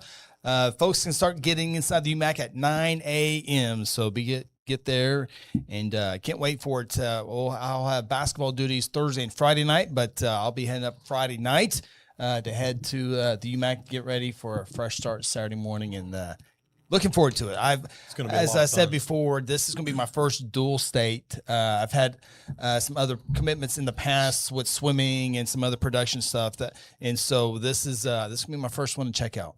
There's going to be some bang up matchups. It gets as far as we would talk about what's more fun, the duels or the state tournament, that kind of thing. Every match, the fans, all the parents take off work and they're all going to sit, basically, and there's 2 sections behind every mat, and you're going to have, Guthrie on this side and, whoever they're competing against side by side, right behind the mat, over top, and it gets loud and it gets fun, and it's like that behind every single mat all the way around the arena. It's a lot of fun. And Clay, you've done a lot of the PA for this for years, and it's probably changed from year to year, but is there one classification that always seems to be, oh, yep, here we go again? Rowdy is 3A. I mean, I'll be honest. When you Same at the tournament. Blackwell, Marlowe. Yeah. Same at the tournament. Yeah. Well, and I'm a his Perry Maroons. They'll show up and they'll be rowdy. Circle the wagons. There's two of them. I mean, There's two of them. now, Got two of them. yeah. No, I didn't say I'm promoting them, but Well, Chris does. Chris does. It's okay. Jeez. here's what would be really fun is to watch a Blackwell Perry matchup because that place the roof will come off of it. We might. There's a There's a chance. very good Could be chance. some good matches up there. So but yeah, it's without a doubt. I mean, the noise comes during that 3A side of things, and 6A has done a lot better about really packing in. And what I like about this being on the eastern side is a lot of these teams you're going to see. There's a good number from that side, so that's going to draw those fans in. So that's been good. I loved it at Enid. Enid, Stride Event Center was a nice facility, but we just didn't draw the crowd like we needed to draw them in. So this will be cool to have, the back here at UMAC. I just realized something. What's the drive time to that ice cream place Coach was talking about? Can't be very far. That's within Tulsa. It's within the kill Fort zone. I Gibson. mean, we could. Oh, Fort Gibson. Yeah. Oh, Dairy Queen was in Okmulgee. Phil, I like where your head's at right now. Thank you. That's what You I'm don't here have for. time That's for scary, Sean. Maybe. You're going to have to send your bride. Hey, there's You don't have breaks. time. There's I'll make breaks. time for that. There's not that long. Hey, there's I'll a bring break you one between- back. Phil, there's a break before the finals. There's a break before the finals, Coach. No, but not that big of a break. UMAC to Fort Gibson. We need to check that out. Hey, I've got a lady friend that's from Tulsa. Yeah, I bet she can tell us. I heard you do. Yeah. 45 minutes. It's easy. That's a If Chris drives, it'll skip take and a 18 minutes. We'll be up and back. No, speaking of my lady friend, I want to give Lindsay a shout out. She's been working hard to get contact information for all these guys on the Tulsa side. Yeah. And getting in touch with them. So appreciate her. Appreciate you, Some of Miss these interviews CEO. Absolutely. Big thank you. Yeah, big time. Yep. Okay, so we have our brackets, and we're going to start with Class 3A. And if you guys would like to be on the record with us, put them in the comments, and we will put them out Who there. has the winning bracket? Oh, I do. Oh, okay. It's right here. That's what you said at Super Bowl last night. Yeah, but I'm right this time. It's right here. Did you put your $5 in? I didn't. Okay. I got blamed for it and go, but we think it might be Phil. No, it was me. Okay. It was me. I didn't do that on Somebody purpose. came up a little But short. who do I owe the money to? I don't apparently I didn't win because I didn't get the phone call. Phil, when you came in here today, you owed money to somebody. I owe people a lot of money. It's a real. We're in a recession, Sean. Okay, I'm just. Times are tough to Nichols' house right now. We're eating potatoes and white bread, Beans and rice. just getting by. Okay. If I owe you money, just send me a credit. I forgot to pay you. I have the money. Well, that's what I was just trying to help you maybe remember if you were. Yeah. No, you know what? The fun thing about doing this and getting folks involved in this, and that's what makes the show go, right, Chris? You say this all the time. We want to hear from you. Yeah. We want to get your thoughts, your input. I will say this starting out, I think 3A, 4A, and 5A has a clear favorite that to win it all. I think there's some incredible duels along the way. It's going to be fun. Yeah. It's going to be a lot of fun. Yeah. Okay. So I guess we will begin in 3A. Now, the way the point system works for our little game here is the first round is worth 1 point. If you get that victory, you get 1 point. If you go to the semis and you win that one, you get 2 points. And if you pick your state champion, that is 3 points. So the first round is pretty important. Of course, picking a state champion is the most important, but because you get 3 points. But you try to add up all your points in the first round because they do add up. I feel like the second round is going to be the make or break for the winner. Because we're probably all going to get to the same finalist. I think so. Or the same winner. The same winner. Yeah. But the route there is going to be fun. Yeah. Interesting. All right. Here we go. So I can tell you the top seed in the 3A bracket with 136 points is the Blackwell Maroons. Finishing in 8th place in the coaches in the rankings was Hobart at 32. And that is, we were wondering about distance from Fort Gibson to UMAC. We need to look up Hobart to the UMAC. They 2.5 days. Start leaving now. Yeah, 2.5 I don't know days. where Hobart is, guys. Nobody does. Sean, it's 2.5 Oklahoma. Southwest Oklahoma. Southwest. Okay. Yeah, when you get to Lawton, keep going. It's not the end of the world, but you can see it from there. Okay. Yeah. Okay. You Yeah. go to Hobart to see the That's right. world. That's Gotcha. right. 3 hours and 28 minutes. Not as long as I thought. Ooh, It's still a journey. I mean, that's a ride. so Hey, that's So- further than ice cream is from Tulsa. So they will travel 7 hours to wrestle for an hour 10. So they'll go up Friday night. Will they drive back Saturday? Will they stay Saturday night? I'm gonna bet. They'll drive Well, I bet they come back. Yeah. So given time frame on this deal. So if you look at this matchup between Blackwell and Hobart, okay, Blackwell's obviously returning state champions. Never heard of them. Where are they at? Yeah, 3 times Sorry, they've won Coach. dual state. This is their 30th appearance to dual state. So Hobart? no, Blackwell. Oh, Blackwell. We're on Blackwell. Okay. Now we talk about Hobart. They haven't won dual state. This is their 12th appearance. The last time they qualified was in 2009. So they're looking for their first state. Congratulations. Congrats, a great accomplishment. That's a big deal right. for them to get to dual Yeah, state. that's right. Good for them. You know, and hopefully the town will come. You know, Yeah, I hope for sure. the town will travel and come and cheer them on and see what happens. With that being said, all the dual state matches will be on the NFHS network. All the regionals at all the locations will also be on the NFHS network, and all the state championships at the OG&E Coliseum will also be on the NFHS network. So a lot of folks in Hobart probably can't make that 7-hour drive with other things going on in the world. You can watch those on the NFHS network. And it's one of the cool things about them is you can, what's it, $10.99, you can get it for the whole month. You can catch dual state, regionals, and state all, Right here. Yeah. All on the same monthly payment. Is it $10.99? $10.99 or $11.99 Yeah. or $12.99, somewhere in there. Like I say, you can, but I know I purchased it in the past. Just that Yep. you get all of the Yeah, you get all the of it. goods for the Yeah. whole month right there, and then you can cancel it and you're done. Yeah, and if you can can't do make again it next year. Can't make it down live. It's definitely worth it. Yep, that's right. All right, it is time to pick Blackwell, Hobart. We're going to spend a lot of time on this, Chris. Blackwell basically has the home field advantage. I mean, I know. just Chris. a little drive over to Tulsa. So with that, I will take Blackwell In a with a squeaker? shorter drive. In a squeaker? And with a You gonna squeaker. put a score on that? I'd rather not do that right now. Yeah, Blackwell for me too. Yeah, Blackwell. Blackwell. Yeah. All right, Blackwell it is. All right. If Blackwell were to win, they would take on the winner between the 4-seed Berry Hill or 5-seed Perry Maroons. By the way, all these matches in 3A will begin at 10 a.m. Blackwell and Hobart will be on mat 1. Perry and Berry Hill will be on mat 2. Is it my turn? Yep. I'm going to pick Berry Hill. Huh. Okay. Not so fast, Mr. All-American. I want now. This is my scientific way of picking Perry to win this. I really want the Blackwell Perry duel to happen. So We had it earlier this year. So I'm 100% going with my heart.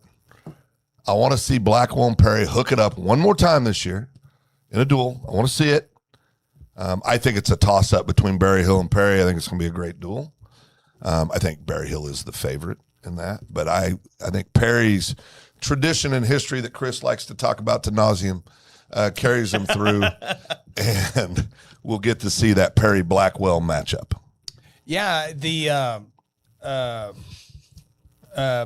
Jared's going with Perry, and he's also going with Blackwell in that. As Perry.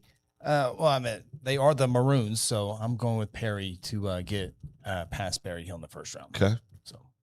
Now, just to throw this out there, you cannot pick the Maroons in the semifinal match. You have to pick either Perry or Blackwell. You cannot pick the Maroons. I see what you're doing. No problem. That's easy. not an issue. Well, and if you look at stats here, Perry has the second most dual state wins. Yep. They've got 20. Yep. Look at Chris over here flexing. 36. Standing tall. Look at it. Keep them Last time they won was in 2019. That's going to hurt a little bit, Chris. That stung a little Pretty bit. recent though. So Berry Hill, I'm gonna pause for a minute because I want to give a shout out to Berry Hill, to John Blaylock, Coach Blaylock. My senior today, he is starting some new cancer treatments. Oh wow! I pray this is the answer for this guy. Good guy, Coach Blaylock. The sentimental side, you want to cheer for Berry Hill for that reason. You know, they last won in 1995. Last time they were at dual state was 2023. So, again, I hope it's a good duel, but for that coach's sake and what he's been through, I hope those guys can kind of bring home a win for him on that part. That'd be neat. That'd be cool. So very cool. All right. the next first round matchup will feature Salina taking on Lincoln Christian. Salina, the 3 seed, Lincoln Christian, the 6 seed. And when we get into all these classes, the 4-5, 3-6 matchups are unbelievable in a lot of these here. But Salina has a tremendous year. Yep. And we knew that was coming when Coach moved over from Collinsville back to his hometown of Salina, and here they are. And I think they're the 3 seed, but I think they're going to only get better and better underneath his leadership. So, in Lincoln Christian, their first ever dual state appearance, they beat who they beat at. I would have to look it up, but it was a little bit surprised. They were whoever Lincoln Christian beat at the beginning or at district duels had been ranked number 5. I'm looking up here and just saying it had been ranked number 5 all season long. It would have been Pawhuska. Oh, Pawhuska. So, yeah. And they were number 4. Yeah. Yeah. Wow. Yeah. I knew they were 4 or 5, somewhere in that range. 47-32. wow. Yeah. Yeah. Wow. Some people got caught. All right, Phil, you have Salina and Lincoln Christian. Give me the public school kids. I'll take Salina. Jesus likes us for free. Jesus likes them kids from Salina for free. All right. I will go with Salina, but congratulations to Lincoln Christian. No, that's big time. Lincoln Christian, what a great just athletic program Lincoln Christian has. Great people over there. We got a lot of good friends at Lincoln Christian. We like to play around and joke a little bit, but great kids. And what an achievement. I mean, especially you upset somebody like a Pawhuska to get there. So congratulations, Lincoln Christian. I just think Salina has too much for them. Yeah, me too. I'll go with Salina as well. But I do want to say some of these teams that are Cliff. starting to find their way into dual state, all of these teams on this list that are, the dominant ones in any of these classes, they had to start somewhere, and they had to you got to get there before you can win it. That's right. right. I mean, you got to get there before you can get to the semis, that kind of thing. It's kind of the first step to progress is to get to the next level, get to the next step. And so hats off to both of those, for all of these teams that are even, you get to go to dual state. Congratulations. You got Blackwell. But I mean, when you look at it in a big picture, it's like, but that's a huge goal. That's a huge thing to overcome. You finally won your district duels.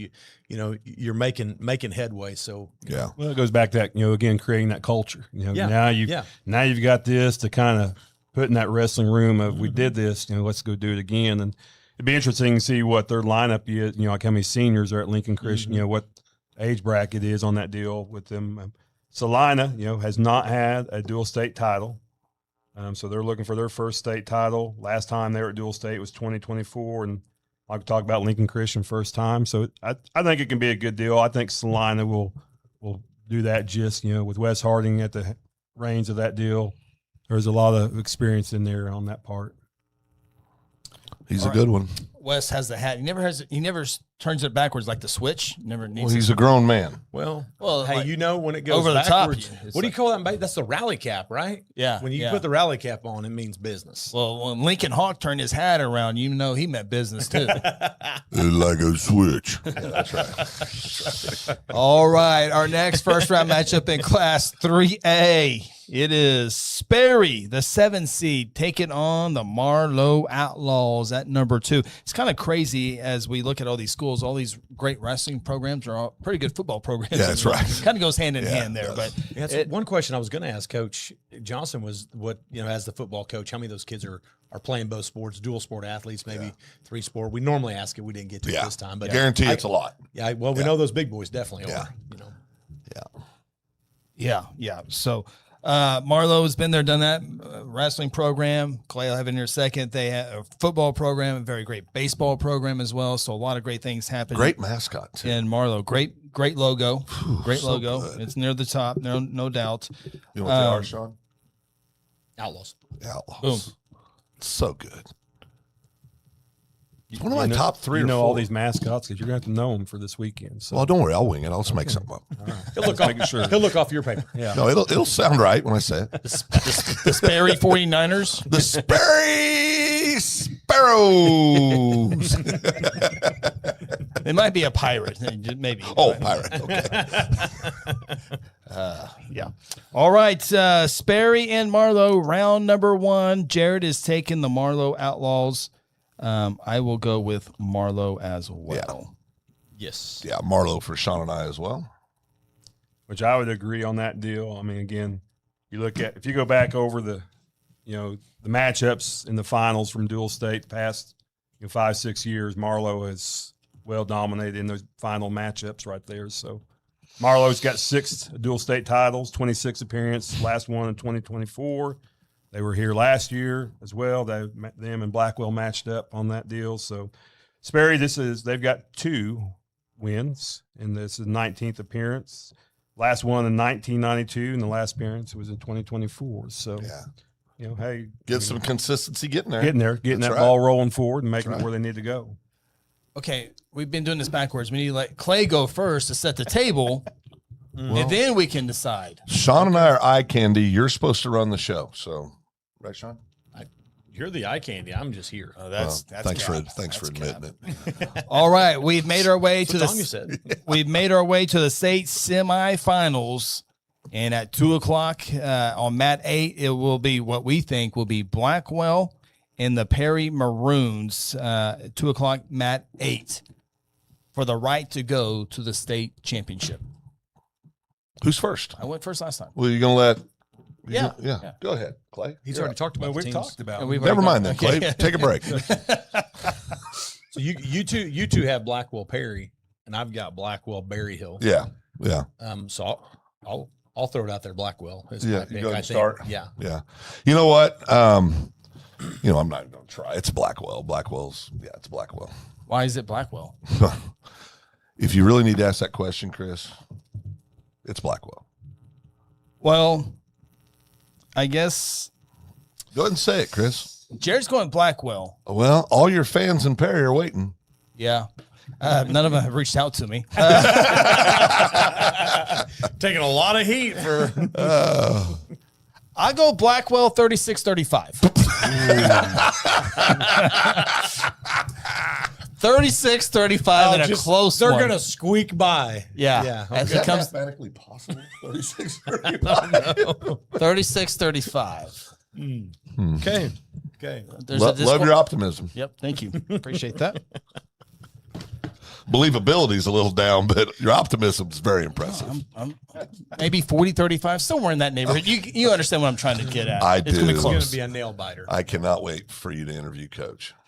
All right. I've already talked to Coach Klein multiple times.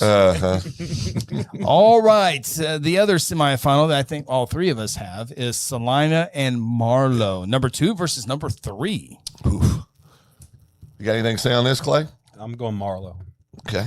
I'm just, again, if you go back, if you're going to do statistics, if you go back, Marlowe would be the fan favorite to do that. Now again, I haven't seen Salina and what they put out this year, so maybe again, Coach Hargan's got some tricks up the sleeve, and it's time to get the old special playbook out and make something happen. But yeah, I think Salina's real close. I think if we do this next year and they're on the same side of the bracket, I'd be picking different. Mm-hmm. But I'm going Marlowe this year. But I think it's going to be a absolute battle. Here's the other thing I about Marlowe too is they travel well. I mean, they will have a strong appearance for this deal. Yeah. Being as far away as they're Great not as fan far base. as Hobart, but Yeah. they still got to travel. But I promise they're going to show up in force. Yeah. So I always hear wrestlers don't hear anything, but you can hear. Except for your mother. Yeah. So crowd is a big difference. It's a big difference. Okay. Especially when that duel gets close. I mean, that echo and roar, it makes a world of a difference of, night and day of who's going to make that push through. Justin, we will be talking later. Justin, a proud parent.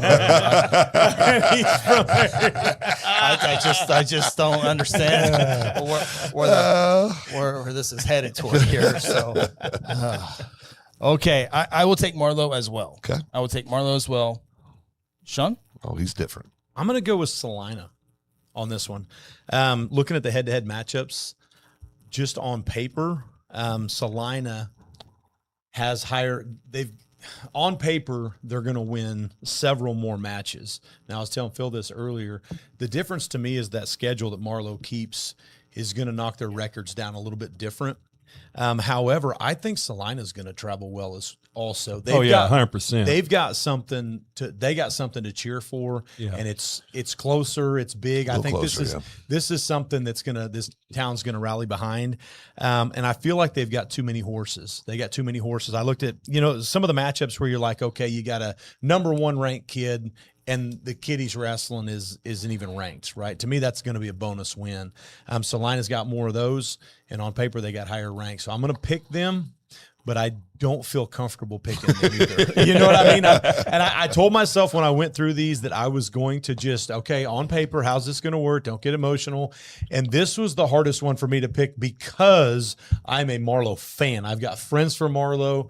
I was coached by convincing us. You need to talk to the camera. Talk to your friends. One of the best coaches I ever had as a Marlowe guy. One of the guys that recruited me as a Marlowe. I love Marlowe. Obviously. But that's why it was so hard. You want them to lose. You want them to lose. The rules I set in my head before I did this, it was I went through this 3 times and I was like, it's so I don't know.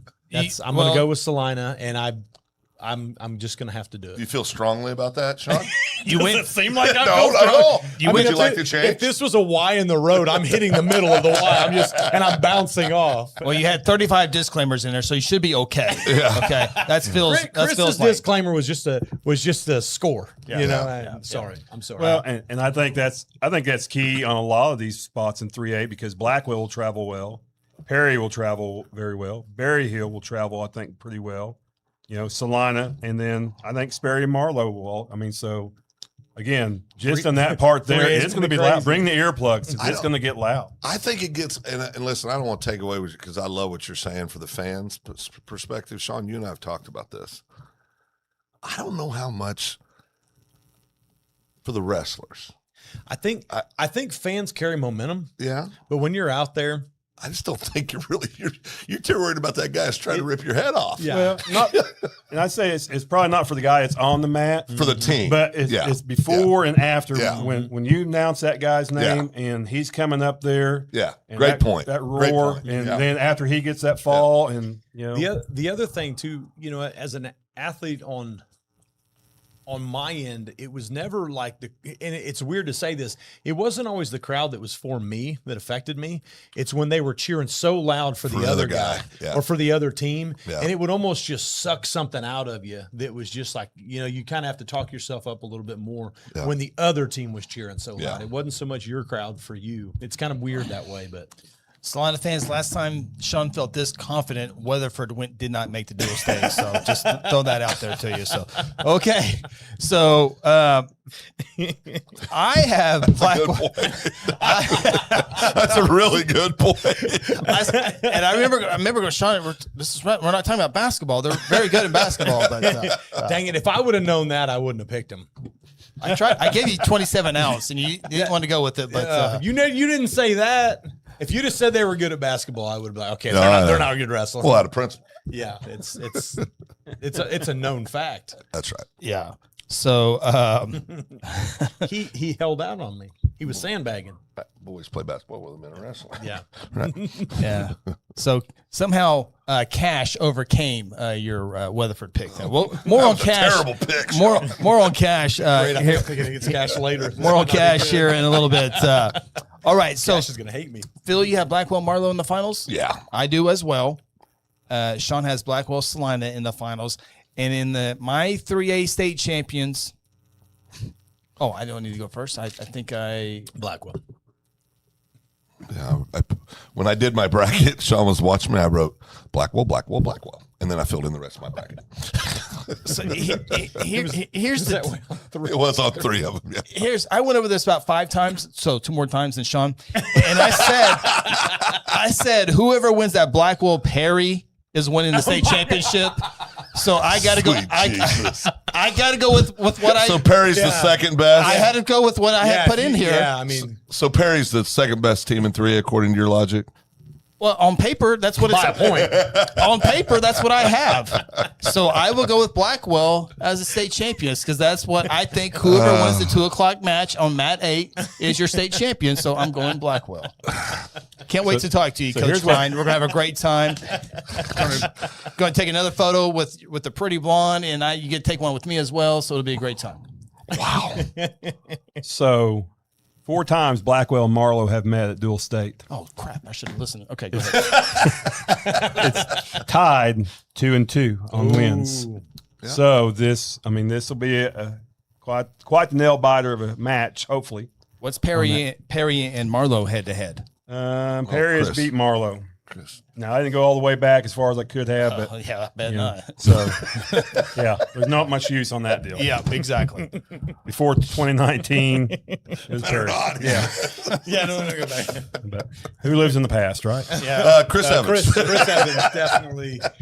Perry's back in the state tournament this year. I'm talking about 2026. No, we know, Chris. We know. All right, Shawn. Perry was there last year. Absolutely, they were. They're a staple. Coach Klein just make some room in the trophy case before you come down. Yeah. We were in Perry dusting all the dust off the trophies too, all of them. There'd be a 50 lot plus. on there. Sean? Blackwell. Blackwell. Okay. Yeah, I got Blackwell over Salina. All right. Let's do Class I'd 4A. also have Blackwell winning 4A. I'd also. Keep going. 4A. You what? Keep going. I would love to see that. I would love to matchup. see Kawita Blackwell go at it. I'll say that. That's all you got to say. I'll say that. All right. That would be. That'd be a fun one I'd to try love to to pick, see wouldn't that. it? Oh man. I'd love to see Jared's going with the Outlaws If as we can't get well. a grand state, can we just do a duel after state? And That's get them a two great together? idea. Just hook them up and do like that. We a, could sponsor it. I'll sponsor it. Matt's already down. Let's just make it happen. we could. Well, we got Blackwell Let's go. Tuttle on the screen right there, thanks to our friend Hunter Shepard. We can yeah. Photography. we can That just looks do the good. ones. Just do the duels that we didn't get to see this year. Yep. Sunday matinee. That'd be Yeah. so good. Oh, that'd be so fun. That'd be so fun. Coach Klein would be there. I guarantee he would. All right, let's take a look at Class 4A state bracket. Again, at UMAC, all these 4A matches will begin at 10 a.m. Oh, wait. Did you see Jared's prediction? Yeah, he's going with the Marlowe Outlaws. Marlowe. That boy. Wow. Going against the grain. You're usually smarter than that, Jared. There's a lot of things going on in his town. And, you know, a lot of stuff going on in our town as well with the city council stuff. But I think there's some stuff in Elgin going on as well. boy. So, we might have city council stories to share. Oh, boy. Okay, moving on. Back to wrestling here. Jared knows what I'm talking about. Okay, so the first one we'll take a look at is the 1 seed, the Tuttle Tigers. Clay, Okay. they're taking on Sky Took. This is a 1 versus 8 matchup, seed wise. Has Tuttle ever won this before? No, I don't think they've been there. They're a very long often. shot. I mean, Yeah, long shot. they've only got the most dual state wins across all classes. So just start there. Obviously, returning state champs, 22. Do they keep their trophies dusted off? Polished. Keep them I'm polished. curious how big of a facility you have to build just for the trophies. It's a large you know, building. just- Large building. So sure they have 34 number of appearances. So how many have they won in a row? Is it 17 or 18? I think this is 18 if I remember right. Is that dual or tournament? Dual. That's Yeah. just a dual. Yeah. Just a they'll, dual. they'll have their signs at both. Oh, yeah. They'll hold them Yeah. up. You'll see. You want to guess. So Sky Took has won 3 dual states. That's good. 15th appearance. Last time they won a title was in 2021. That's Last good. appearance was in 2022. Very good. So Okay, all right. Jared now lives out in the county now. All of a sudden, where he lives, but he is taking the Tuttle Tigers. He would probably take the Tuttle Tigers. He said it tastes bad, though. Bill, don't let the facts get in the way. I will stay with that. His probably Tuttle Tigers. I will follow Jared's lead and take Tuttle as well to get past Sky Took. I got Tuttle. Yeah, Tuttle. Okay. All right. 4 or 5 matchup is always all these 4 or 5 matchups in all these classes are really, really good. This one here, although Cushing is ranked 6, but in the 5 spot. There's ranked 6, but in the 5 spot, which is interesting. Yeah. By a seed, yeah. I want to talk to Wes about why that is, but I got a feeling it's got to do with the coaches. I think it came down to coaches probably. That was one of the criteria. It had to be. I can't think of any other reason why. Yeah. Well, these are very great. Both are very, very good head coaches in this one. Cushing and Cash. Clay Drake, help me out. Okay, so here we go. Cushing has 6 titles. They've been 22 times here at Dual State. The last time they won was in 2009. Last appearance is in 2024. Cash has yet to win. Easy there. I mean, Don't cheer yet because they have not won a Dual State title yet. They qualified last year for Dual State. They've been there 6 times, but they are looking for their first title. That's right. this year, Chris? You're up first. You know, this was not hard for me. I think Cushing wins this. Going with Cushing. Yeah, and it was hard for me. Cush Cash, that's a tough matchup. Because Cushing hosted the Cushing tournament every year? No. Oh, okay. No, it's a tough matchup. This year they hosted a tough tournament. Tough tournament. One of the best, yeah. Well, I know Salisal is happy they don't have Cash in front of them, so they, although they're seated higher or ranked higher than Cushing, Salisal dodges a bullet by not going up against Cash in the first round. I will take the Cash Bulldogs to get to the state semifinals. Yeah, when I was looking at these, I kind of went as far as number of matches won. I think it's going to be very close. Yeah. There's a couple matches that are kind of a toss-up, if you will. No, neither kid's ranked, not really sure. Those usually end in bonus, usually.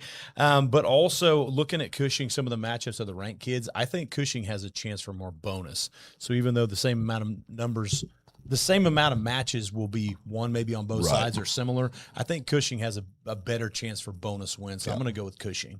All right. Jared also goes with Cushing. Smart man. And on a side note, I watched them wrestle a week ago, and they're good at getting bonus. Yeah. Have you seen Cash yet? No. Yeah, there you go. Okay. Wait, Chris. I'm limited to how many I can watch. Chris, what week did you see Cash? They were on a stream on Oklahoma Sports Network. Cap. They may have been on a stream, but he didn't watch it. Really? You're gonna have to Google that. Yeah. Okay. All right. So we got Tuttle and Cash in one semifinal. Next up is Fort Gibson and Salisal, the 3 seed taking on the 6 seed. Coach didn't like that 6 seed. Nope. Clay, what do you got for me? So here we go with Fort Gibson. This is the 12th time they have been at Dual State.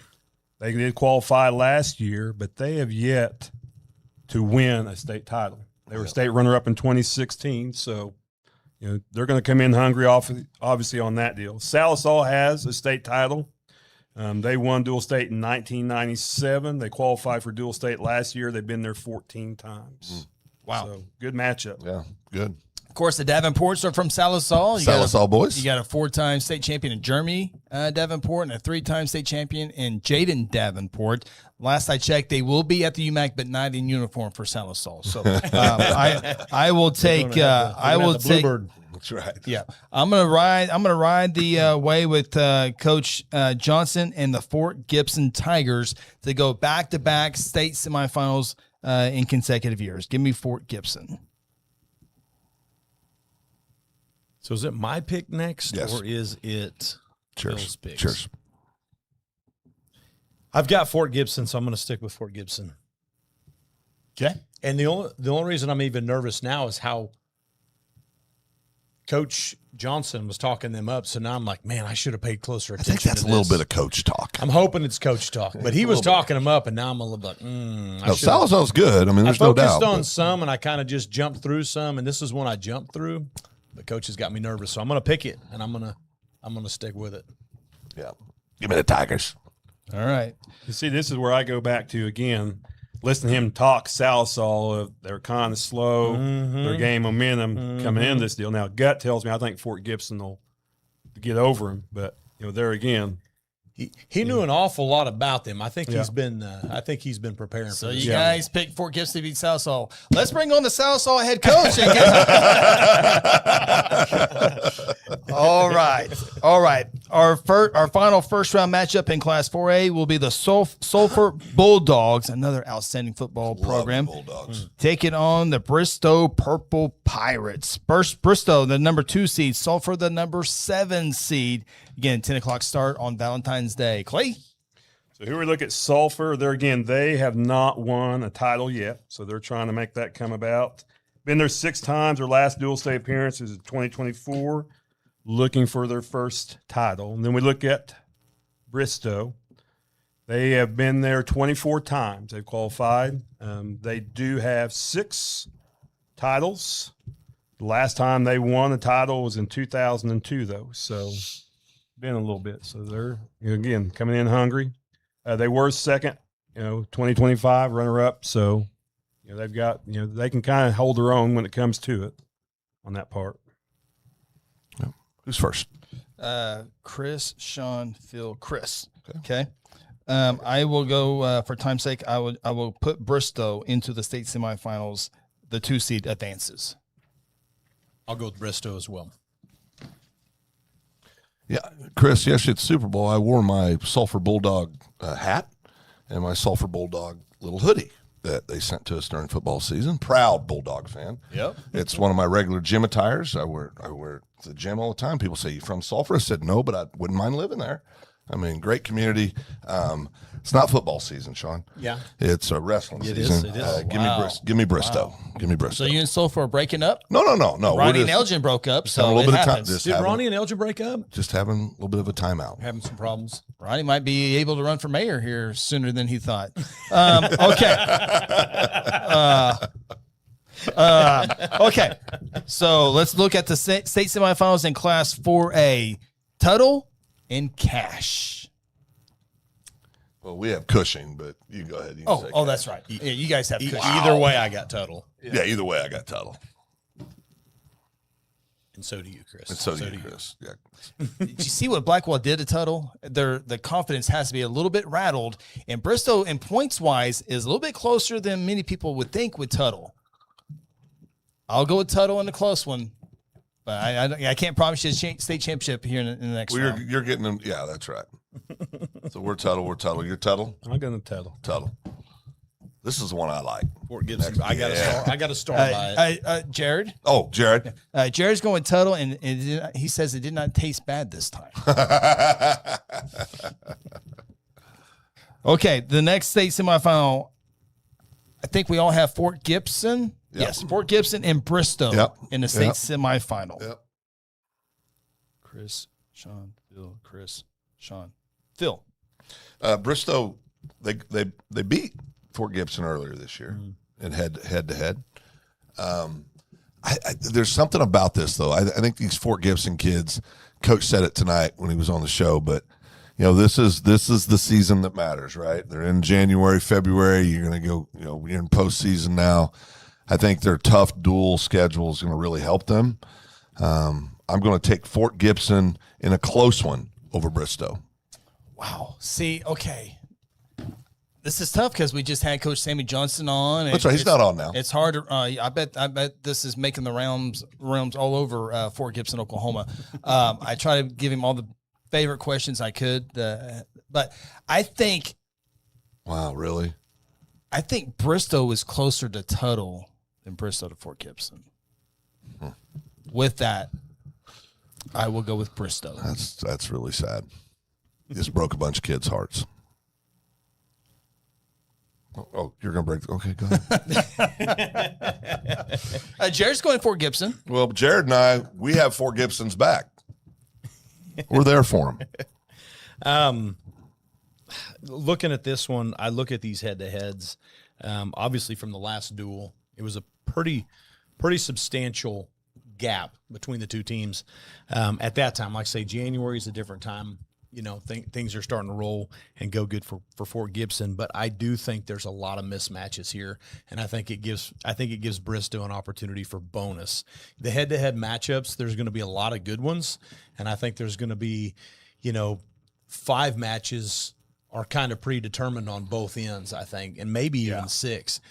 But the bonuses in those mismatches, I think, are going to be huge. And that's, and Coach was talking about, the lighter end of his lineup was struggling. And so perhaps, if he can get those going, he can get some of the bonus back. But I think the bonus is going to be the bigger issue in this match. That's why I'm going to pick Bristow. Yeah, I think the Bell brothers have to. They got a bonus. They got a bonus. Heavyweight's got a bonus, and that 126 pounder, the power lifter, has to not give up bonus points. Right. If you can find a way for 120 not to give up a fall, give up those bonus points. Sounds like he's got a solid kid that's just battled some illness at the lower weights.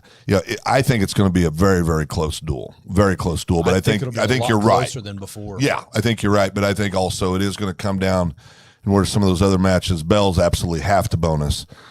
Big heavyweight has to bonus. I think they'll get that done, and I think they'll squeak one out to make the finals. One interesting thing on this, at 157, number 1 versus number 2. Yep. You know what I mean? If there's a bonus there, that's big. Especially if it's an upset bonus, that changes the duel. Everything. And then at 185, number 2 versus number 3. Yeah. So those gaps are not big gaps. So even if they lost those matches before, if they're able to win those, that can swing it by 6. If they pull like a pin type upset, that changes the game. But that's why I got that one started, because I think that duel is going to be close. Yeah. On paper, Bristow's got the opportunity for more bonus, but that does not mean that Fort Gibson's out of it. And sometimes, the difference, say it's 1 and 2, sometimes the gap, depending on the weight class, is a huge, significant gap between 1 and 2. I'm not saying that's the case here, right? But Bell's pretty darn good. Yeah. I think in 4A, this will be the duel to watch. I mean, of all the excitement in 4A, this will be the duel to watch. Now, what I'm curious, because if you look back past 6 years and compare scores, last year with Tuttle over Bristow only gave up 26 points. That was the closest duel on a state deal of all the teams Tuttle has dueled in this deal. So the next closest was 30, and the rest are all just blown out. So tells you the toughness of Bristow. Oh, yeah, they can hang in there. So I kind of think Bristow will edge its way back into the finals on this deal. It'll be a good one. All right. And then I think we all have Tuttle and Bristow in the finals. No, I have Fort Gibson. That's right. Okay. So Shawn and I have Tuttle, Bristow in the finals. Phil has Tuttle and Fort Gibson. But you can go ahead and put Tuttle down to win it all. Just like that, you jumped off the Fort Gibson train. Oh, yeah. Head first. Head first. Oh, man. Talk about, when you talk about Tuttle, just the firepower that they have is just, it's hard to compete against. Now, some of these teams, like I say, they've got some dogs. Oh, yeah. Bristow, definitely, Fort Gibson, even Cushing. I was impressed. Cushing's got a couple of studs too, but just the amount of firepower that they have is just, it's a lot to deal with. Yeah, no doubt. I will say this. I'm picking Tuttle to win it too, but when I look at these brackets, I'm looking for some new blood. I'm looking for some new winners. Well, I will be very, that's what gets me. I feel like the gap is closing. I don't think it's there yet, but that gap between Tuttle and everyone else is starting to pressure close. on. Yeah. The pressure's on. Yeah. Now, Right. I go back to, I think helps Tuttle is, again, you go back to that experience because you still have Coach Serber. He's principal, but I guarantee he's around that room, and Bobby, the coach does a great job for Tuttle. Nothing against him, but you just have a little more insight to say, okay, we struggled here. What do we do to correct it? And so I think that will be interesting to see just where they've struggled this past season, what the corrections will be coming in the dual state on that. Okay, we're going to take our third and final timeout. When we come back, it's the 5A in the Class 6A bracket. I have one question for you guys after we get all the brackets in, I have one big question that kind of goes on along those lines. Okay, take our final timeout, come back. 5A, 6A bracket after this.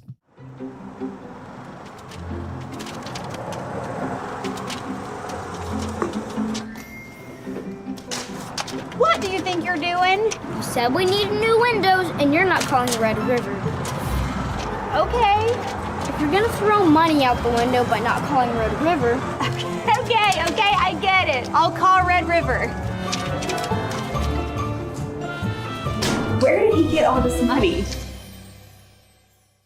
Are you ready to secure your legacy? At Black Oak Alliance, we understand that your hard work has built a future for yourself and your family. Our team of expert advisors is here to guide you through estate planning, helping you protect your assets, minimize taxes, and ensure your family's financial security. Black Oak Alliance has the experience and expertise to tailor a plan just for you. Schedule a no-cost consultation today. Visit us online at blackoakalliance.com or 405-724-6328. Black Oak Alliance, protecting your legacy. At Mosquito and Pest Authority, our job is to keep you pest-free. Our signature mosquito control service and pest-proof barrier 360 service ensures that you aren't bothered by mosquitoes outside or pests inside.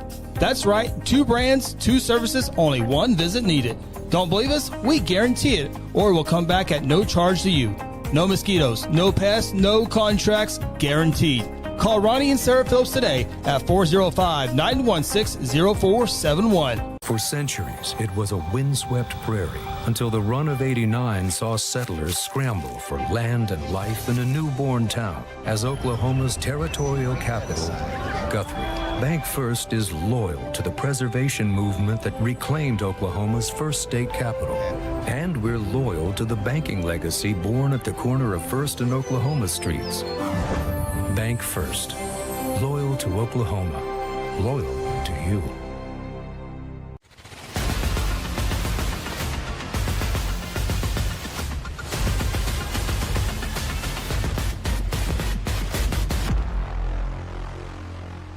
Awesome.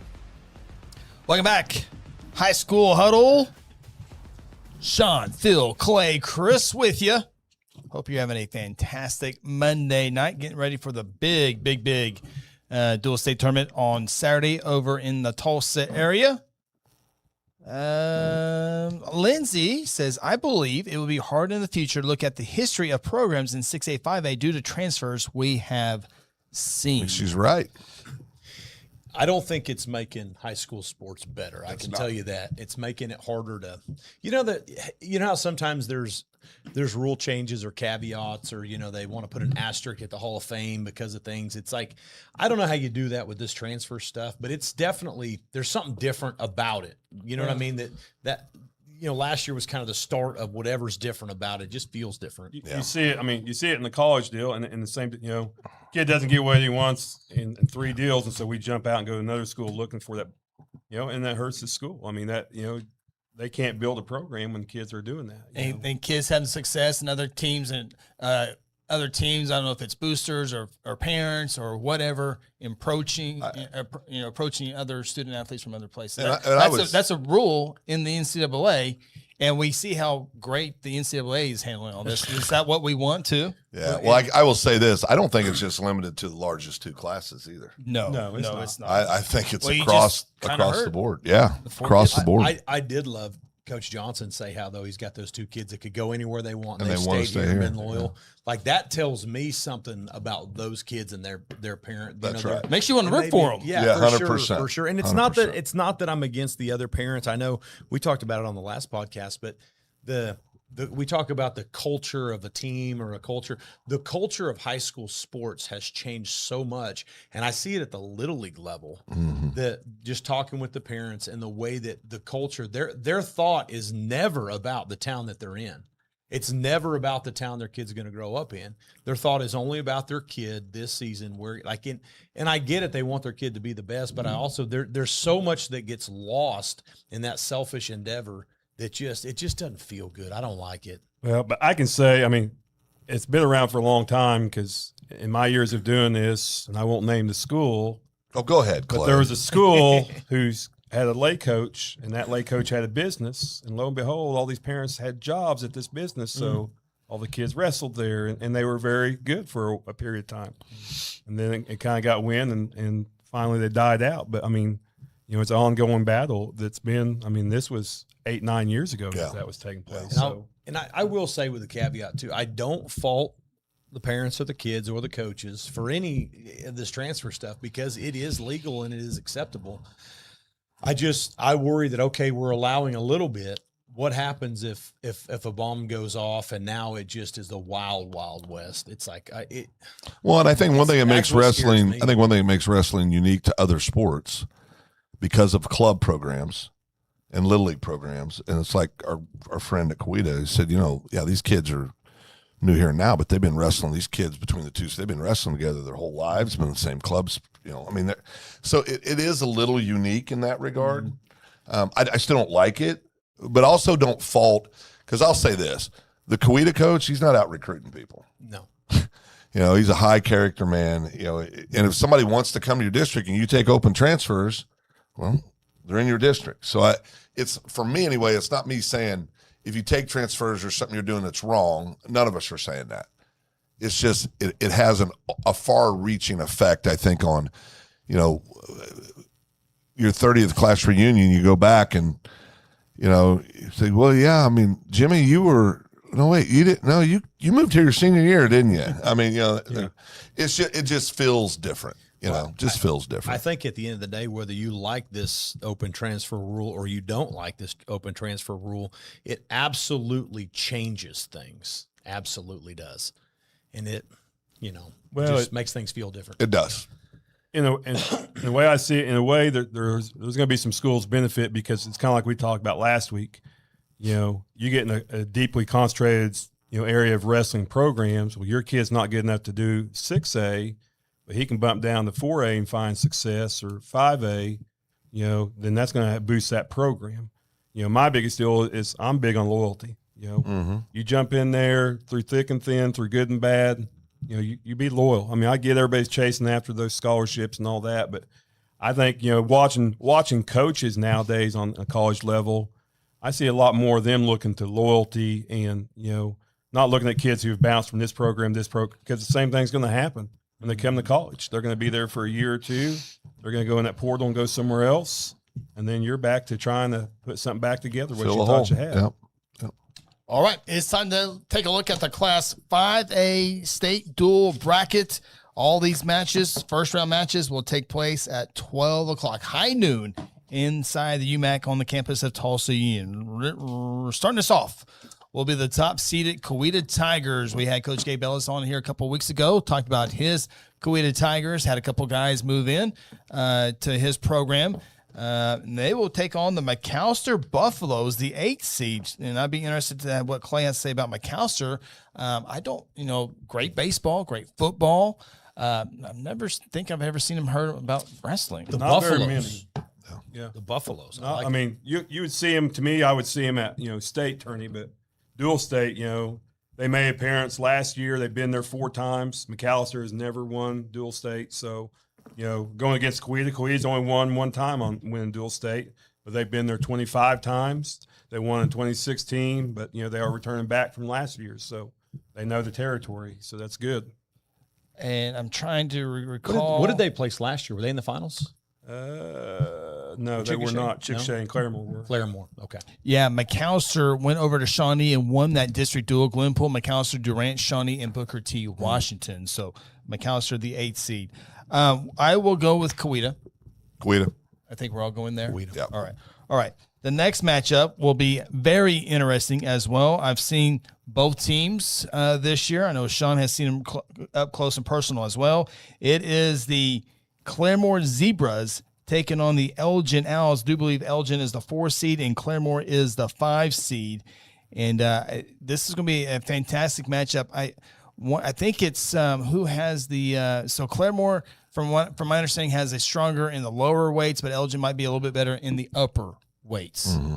Shawn, you've seen it. Elgin's been good in the upper weights for years. It just seems like, I know that their relationship with their football coach and the wrestling team, they flip-flop those, and baseball. All those kids are playing all those sports. So those upper weights in Elgin seems like they've been good for years. Yeah. So, well, if you look at stats, both these teams have won twice on dual state. Both of them are coming in 9 appearances in dual state. Claremore won in 2010 was the last time they'd won. They did make an appearance last year. Elgin won in 2024, but they also were at dual state last year. Elgin was winners in 2024 and 2023, so that's when they picked up their 2 on that part, which I think that's about time they were making that move up to 5A right there. So. Yep. Shawn Silvis gets to go first. His best buddy, his pal, I can't imagine him going against Elgin. Jared's going for Elgin, by the way, too. So picking Elgin. So this one, although he lives in the country now, Shocker. So obviously, when I looked at this, when Coach Cody Rial's a buddy of mine, I do. Not only do I like him as a person, but I like him as a coach. He does a great job. His kids wrestle hard for him. Disclaimers. Yeah. Go ahead. Just disclaimers. But I am going to pick Elgin. Okay. No disclaimers. Had me nervous there for a second. No, but one of the things about this that one of the reasons I picked it, there's a number 1 versus number 2 matchup. There's going to be a number 3 versus number 4 matchup. Those aren't necessarily toss-ups, but those are ones where the favorite could lose. Those are going to be great matches, very competitive matches. And then there's going to be 2 weights that are going to be toss-ups because neither kid's ranked. So again, I always see those as, man, can they get bonus here? But at the end of the day, I think that Claremore's going to get bonus early. And I say early at the lighter weights. Obviously, the way the duel's going to go, it's going to be weird. But I think that Elgin's going to get bonus late because they're big studs. Their top 3 guys, they're all ranked high, and there's no one ranked below. And I think they're going to have the opportunity for big bonus against big name guys that can pull off big pins. And I think that's going to make the difference in the duel. Yeah. Phil? Hoo-hoo, give me the Owls. I never pick against the Owls. The Owls. The Owls. Give me the Owls. Ritzenmeyer, give me the Owls. Picked him on a state championship in football, didn't you? Well, I mean, sometimes when you're on the battlefield, sometimes it doesn't go your way. All right. Ritzenmeyer, he was so casual in racking up the score. He just was up by when we were in Carl Albert. He was up by 3, and then Then he was up by 13, and the next thing you know, he's pinning. That's just just. He did look bored. Just casually, it was just like, okay. In the finals, I thought, well, maybe this kid could go with him, and then he got on top, and he could not go with him. Ritson, one of those kids going for his 4th title this year, so it'll be interesting. They're going to need him to pick up 6. Yeah, for sure. Absolutely. They're going to need him to get big. Yeah. I've seen both teams this year. I don't know if Phil wants to believe me or not, but I have seen both teams this year. Was it on the network that you watched? I actually watched your broadcast. Okay. Was it Claremore, right? Yep. First one of the year. Yep. And they were impressive. They were impressive. This is one of the things that in 5A you want to stay. You want to be in that 2-3. You don't want to be the 4-5 because Quita's on that side. So, but I will go with Elgin to first round victory as well. Yeah, I would have liked to have seen Claremore later on in the season, maybe late January. We saw them right out of the gate, so they were very impressive. But seeing a good team up against another good team, you can really tell what they got. Yeah, right. Yeah, and that's I tell you, these 4, 5, 6 threes are awesome. Next one we're going to talk about Guthrie, the 6th seed, taking on Chickasha, the 3 seed, and this will be another fun matchup. Here, Guthrie is Clay's going to have the numbers here in just a few seconds, but Chickasha, a dominant performance last year, lost a lot of wrestlers off of that. Still the 3 seed this year, great rebound for them. Guthrie, this is going to be their 5th time in 7 years to be here, so they're starting to get a little consistent in dual state tournament. They couldn't get there for a long time, right? Yeah, and forever. Now they're there. So Clay, help us out. So we look at Chickasha; they are returning state champions. That is the only win they've had in dual state. But they've been in dual state 9 times. So, I mean, again, good momentum coming in. Guthrie was a runner-up in 2022, but it has not picked up a dual state win yet. But they've been there 7 times, as you talked about. So, it was there last year. And so, again, both these teams, I think, could be a pretty good, interesting matchup for the most part, just as experience-wise. They've been there. Chickasha, again, it's kind of like we were talking about. I'm so used to them being in 4A that, kind of remembering they're in 5A now, and they're having some success in 5A. So it'll be interesting. Yeah. Phil, you trying to will your team to a victory here. You got the sweatshirt on.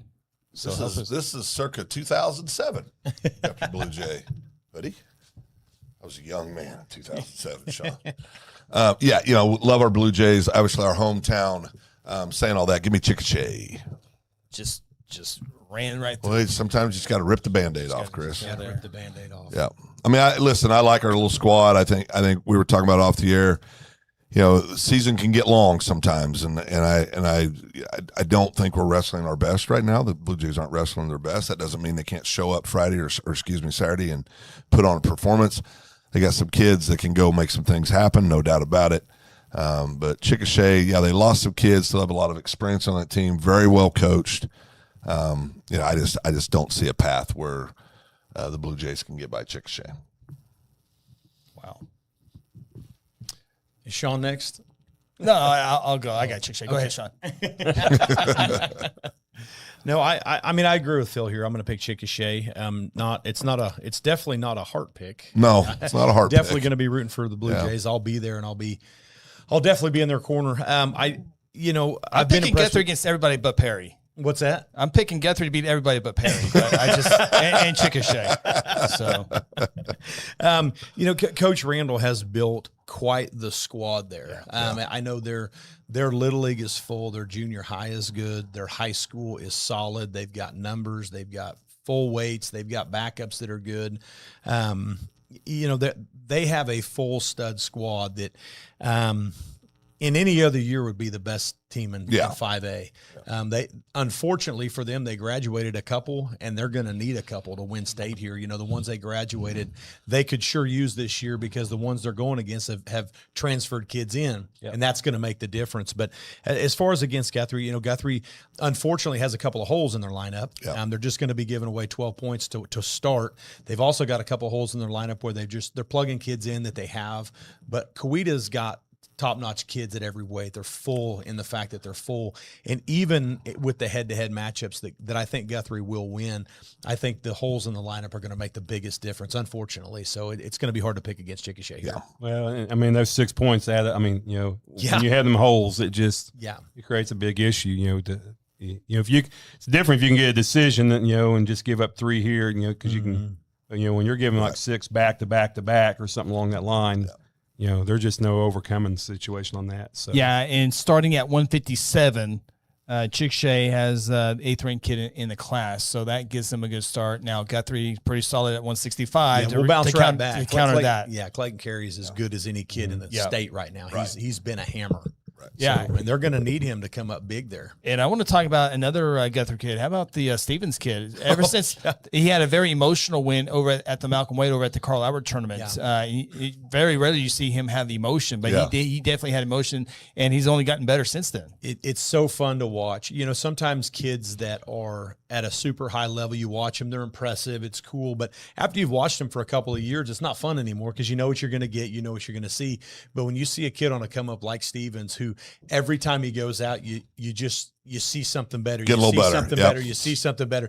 It's fun and it's exciting to watch someone on their way up, and that's where Colton is right now. I'm so excited to see how he does at regionals. This tournament against Chickasha, he's going to have a match, and we're going to get to see where he's going to set. Again, this isn't going to be a blowout for Guthrie. They're gonna show up and wrestle some matches. It's just going to be a uphill climb, giving away so much to start. Yeah, Colton is at 150 pounds, ranked number 6, but Charles Wheeler, Chickasha, right behind him at number 7. So that'd be a classic way to end the duel. Yes. So, all right. Sweet little Colton. What I like about Dennis wrestled, sweet little Colton was a baby. The little baby. And one thing about Colton, he's always been just so long and skinny. Well, now he's long and tall, but his shoulders are real broad. He's filled out. He's becoming a man. Well, and I like about Colton, he's quiet, and that's what I like, you don't know what to expect coming in on that, those quiet types like that, no emotion. I'm just going to go out and get the job done. And, I get to see him because he's also the president of our FFA chapter, and exceptional leader, exceptional young man on his leadership side of things of, when he took over as president, I said, I need 10 goals, or I think 5 goals, and bam, bam, bam, he had them 5 goals, and he's been implementing those things into our chapters. So, he brings that leadership aspect into that deal, which can be good for the, no doubt. They need that. They need somebody who's going to say, okay, guys, let's rally around and do this. Yeah. So who are you picking? I'm going to go Chickasha. Okay. I wanted to get it on the record. I know. That's one of those deals that it hurts me. It does. I don't want just the 3 of us to have to leave town. I want all 4 of us.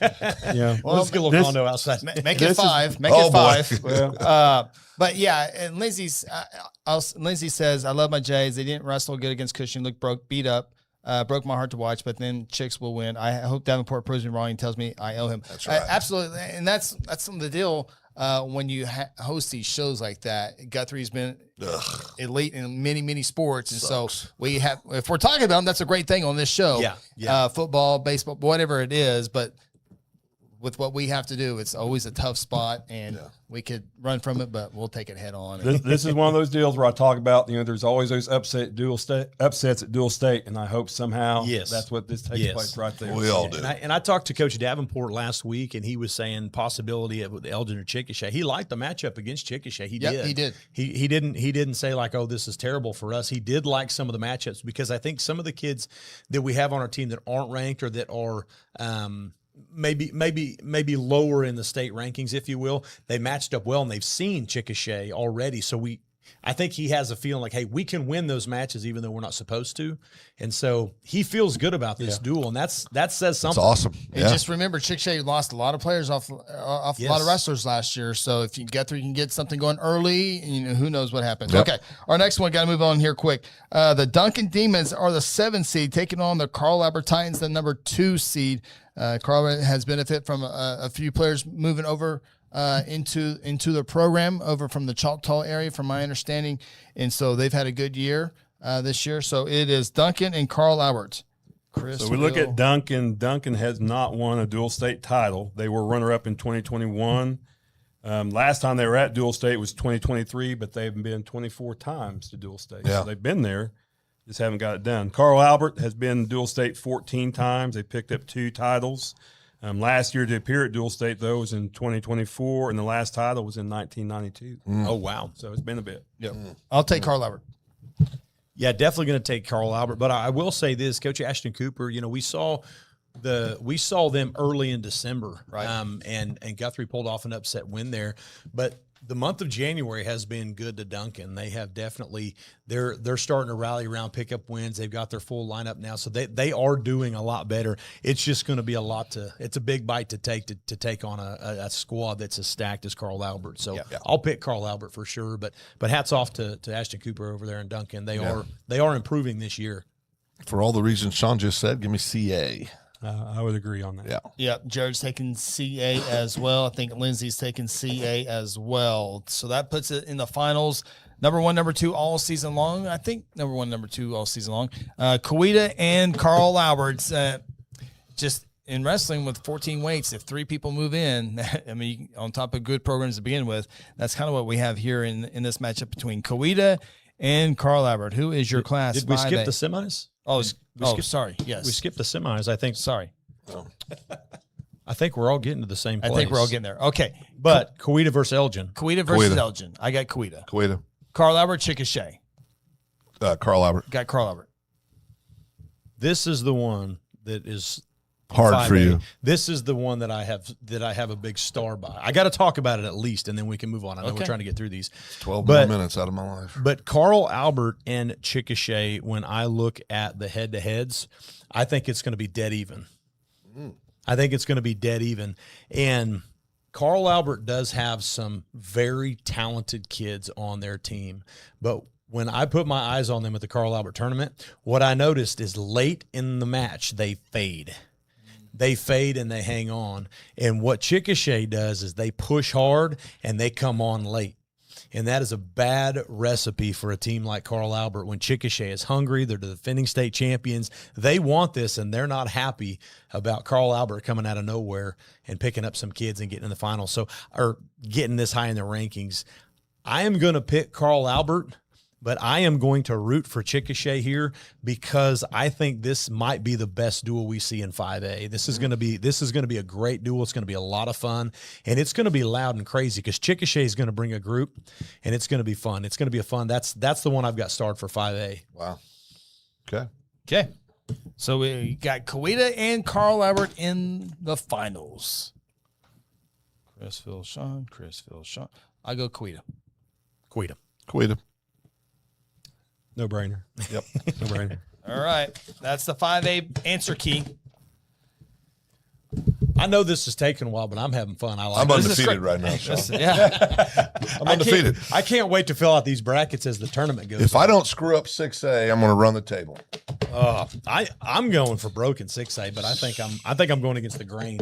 Jared and Lindsay also going with Kawita. Don't forget, I got one big question to wrap all this up here in a second. Okay. 6A state tournament bracket, 12 o'clock start for all 4 of these. This one bets Let's see here. 3, 4, 5, and 6 at noon. So here we go.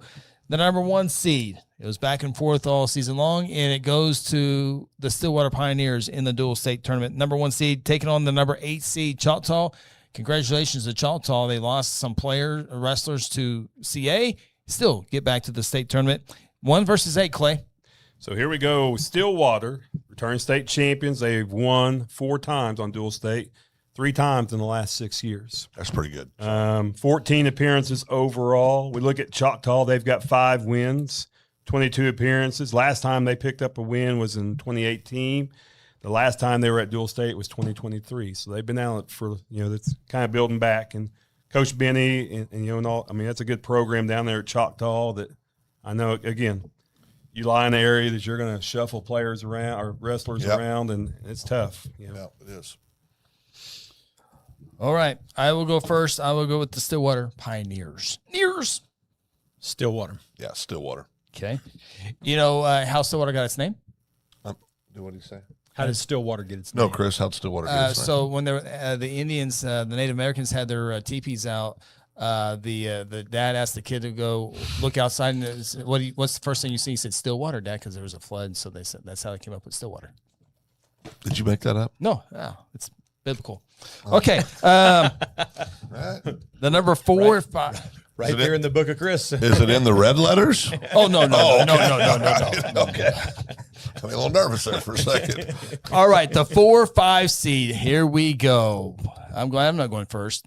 It is Broken Arrow, the 5 seed, taking on the Mustang Broncos, the 4 seed. Mat 3 is where it's going to be at noon. That's the one I'll have my eye on. Broken Arrow and Mustang at noon. Clay, help me out. So here we go. We look at this matchup. So of all the teams in 6A, Broken Arrow has the most dual state wins. They've got 9. Last time they got a title was in 2020, but they been at dual state 34 years, including last year. Mustang has been there 10 times. They've got 1 dual state win. Last title was in 2021, but they were also had appearance last year. So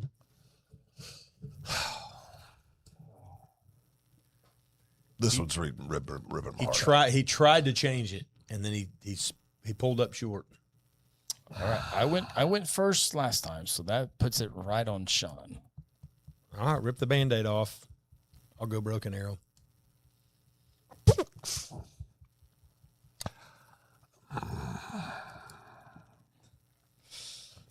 I'm going to go Broken Arrow.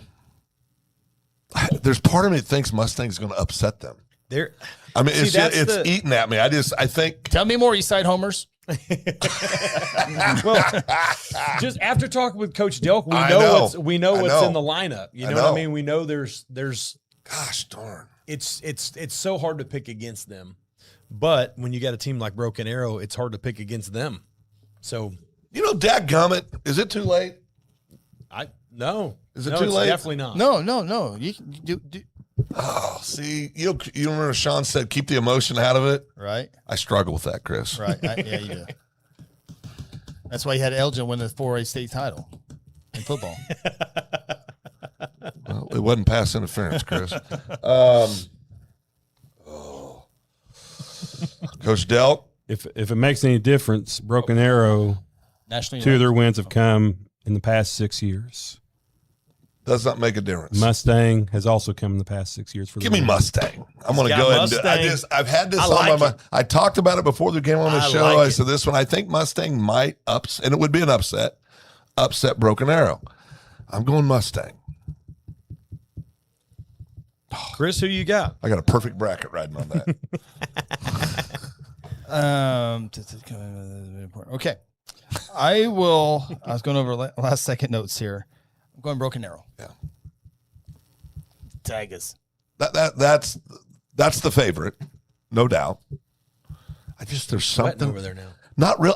It's a gut thing. Because I really don't have it. It's not a heart thing because I don't have any connection to Mustang. I just think. Well, what did we say earlier though? Like, you don't have to be better to win. You just got to be good enough. And Mustang is good enough. They are to beat Broken Arrow. They are. Even if they're not on paper the better team. And that's what makes this tough. I agree. Here's the one thing I wonder though is I wonder how well Mustang travels. You know, Broken Arrow is going to have the fan base. They're going to have the, you know, It's going to be close. the rowdy, the momentum, things along that line. And You there put a again, lot of weight in that, don't you? I do. Yeah. I've seen it too many times. Yeah. I've seen it way too many times of, you know, you get that one person yell. I mean, I've seen almost fist fights in the stands. Well, if that's the so much case, momentum. Guthrie should have 118 state titles since I moved to town. Should, but I can't. Didn't say it's a proven science. I will say it on these particular deals. You know, it makes a big difference. Oh boy, you know, CEO has spoken. Sean, no more stories. That ain't good. Chris, let's hurry this up. Okay. I don't know what to do with my hands right Exactly. CEO has spoken. I'm scared of her. Let's go. now. Justin's taking Mustang as well. Good. All right, you got some help. Good. I feel better about this now. All right. Next one up is the 3-seed Bixby Spartans and the 6-seed Yukon Millers. I'm up first. Yes. Bixby. I will take Bixby as well. Stories. You guys are. I Oh, know boy. stories. Oh, no. you want some stats to help you out? Yeah, Lindsay's going to be down as some well. Does stats. Lindsay Throw down allow some stats? Here we go. Both yeah, these yeah. teams have never won a dual state title. Yeah. Bixby's been there 21 times. Yukon's been there 16. Wow. Bixby was at dual state last year, was runner-up in 2024. Last time at dual state was last year for Yukon, looking for their first title. I'm going Bigsby. Yeah. As much as I hate to go against Joe Schneider, Yeah. one of my good buddies, Yeah. Bigsby's got a team this year that You picked against the guy that recruited you earlier, and now you're picking against one of your best friends. he didn't recruit me. He was just my practice partner. Oh, that's it? Well, the We spent more time with him than you did Lindsay in college. Sean and the Bixby coach have so much in common. I don't know how you not. I mean, it's like that's 165. Moved to Oklahoma because of love. 3 boys Three each. boys. Yeah, I mean, it's That's some bad voodoo you're putting on yourself there. You can change it. Go ahead and change it. okay. So we all got Bixby on this one. Okay. The 2-7 matchup, Union at home mat advantage here. Union on their home mat will take on Edmond North in a 2-7 matchup. well, Union should have the best facilities in all of these teams, but I don't think it's going to help them against Edmond North. Union does have a good squad, but Edmond North is just hammers across the board. So I'll pick Edmond North here. Yeah, give me North. I go North as well. My Bo Bassett Facebook feed. I got wrestling all over my feed now. I saw Bo Bassett take on the kid from Edmond North in one of those deals. So Bo Bassett won. Okay. He usually does. Okay. Pretty standard. I think we all agree with Edmond North across the board on that one. Okay. So our first state semifinal, Class 6A, will feature the Stillwater Pioneers and the Broken Arrow Tigers. Or Mustang. For Phil. My pick or yours? I think Chris, Phil, Sean, Chris, Phil. Give me Stillwater. I will take Stillwater as well to reach the semifinal or to reach the state championship. As will Sean. I am curious to see how well Broken Arrow matches up with them. I still got Stillwater winning, but again, Broken Arrow's they've got a squad, and I'd like to see how they match up with Stillwater. Okay, the other state semifinal features the Bixby Spartans and the Edmond North Huskies. Oh, I go first. Phil went first last time. I'm adapting my bracket over here on the fly. This is a classic matchup, 2-3, and it was always going to be important who got that 1 seed. Not that it'd be get to the state champion is easy for anyway, but I think Bixby is the biggest threat to either Stillwater or Edmond North. Edmond North draws a 2 seed, so they will draw the 3 seed, I think, in Bixby. But I think I lean on experience and go with Edmond North. Yeah. With the closer than what people think will happen. Yeah, this is another one I want to see too. I'm picking Edmond North here, but one of the things that I liked about our interview with Bixby coach last week was how confident he was in his squad. He was just, he was like, hey, don't tell anybody. Let everybody sleep on us. Right. I think he knows how competitive he can be. Again, are they good enough to win? I think they are. Will they win? The one thing about Edmond North and Stillwater also, the kids that they have, the depth that they have, the experience that they have, they know when to show up, and they show up. You know what I mean? I know they're well prepared. I know that they're well, but just a tough team to beat. I know Bigsby is going to give them a good duel. There's going to be so many good matches in that duel. A lot of D1 talent on both sides. Yeah, I mean, you're talking two of the best teams in the country. Three of the top 20 teams in the country are going to be at this tournament head to head. Well, that's what That's what makes this whole 6A duel. So interesting. Yeah. From the start till the end, there's going to be good matches across the board. Yeah. It doesn't matter, all these teams are going to hold their own with their own right, and so it's going to make it something fun to watch. What happens? Tyler's picking Broken Arrow on the upset of Stillwater. So if Tyler's picking Broken Arrow to beat Stillwater, then he's got to have Broken Arrow beating whoever's in the finals, right? We'll find out here what Tyler has to say. Lindsay goes with Stillwater. Lindsay also goes with North. So we got all of our semis in. Yep. I didn't pick it, but I'm taking Edmond North. Edmond North. Okay. All right. So we have a Stillwater Edmond North. This was a rematch of last year's final, right? It is. And Stillwater won it last year. Last year's final come down 33-32. That's pretty close. That's pretty close. Had to pin to win, and they were winning and got pinned. Yep. And so the last and then they met in 2023, and it was 38-32 on that score. That's so pretty close too. Yeah, that's pretty close. I mean, it's knife fight. Yeah. Okay. So the state championship, Chris, Phil, Shawn, Chris. Oh. Perry. These two are lucky. They're lucky. So Perry's lucky. in 4-3A. Exactly right. Yeah. Whoever wins that Blackwell Perry is winning the state championship 3A. I'm going to go back to back. I'm going with the Pioneers to go back to back. Now's the ball in my court. Yes. I'm waiting on Tyler's pick. Oh, we're waiting on Tyler's Well, pick? no, you can go. No, I got to go You first. got to go. Yeah. I'm waiting on Tyler to come in, though. I've got Edmond. Oh, he's got North. I've got Edmond North winning this duel. I like the head-to-head matchups. When we look at tournaments, that might change. But when we're talking the state tournament, but this dual state tournament, I like the matchups that Edmond North has with Stillwater, and I think that they are going to win more matches.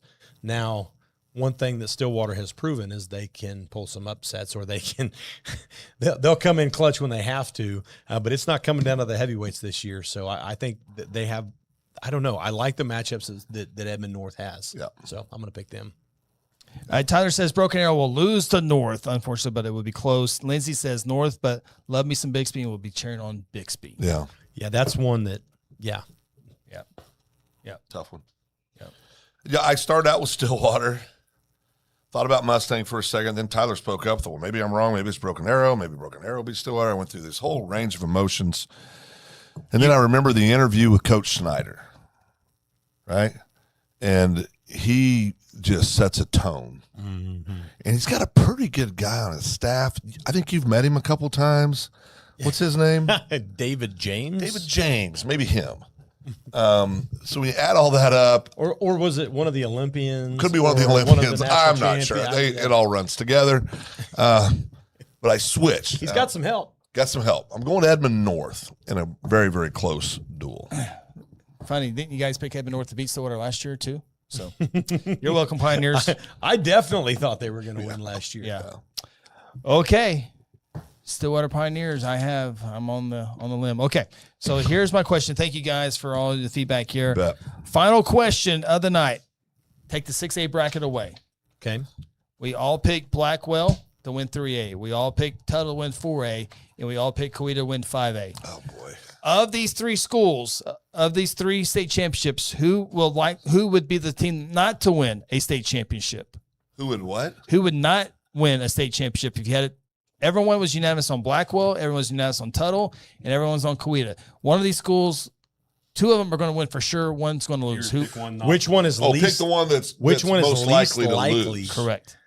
Which one is least likely to? Which one has the biggest chance of getting upset? Correct. What's the upset? Wow. God, I don't even want to say it. I don't want to say it. Now remember, we don't have Perry in the prepare finals. for this question. Yeah, I know. That's really a problem for you.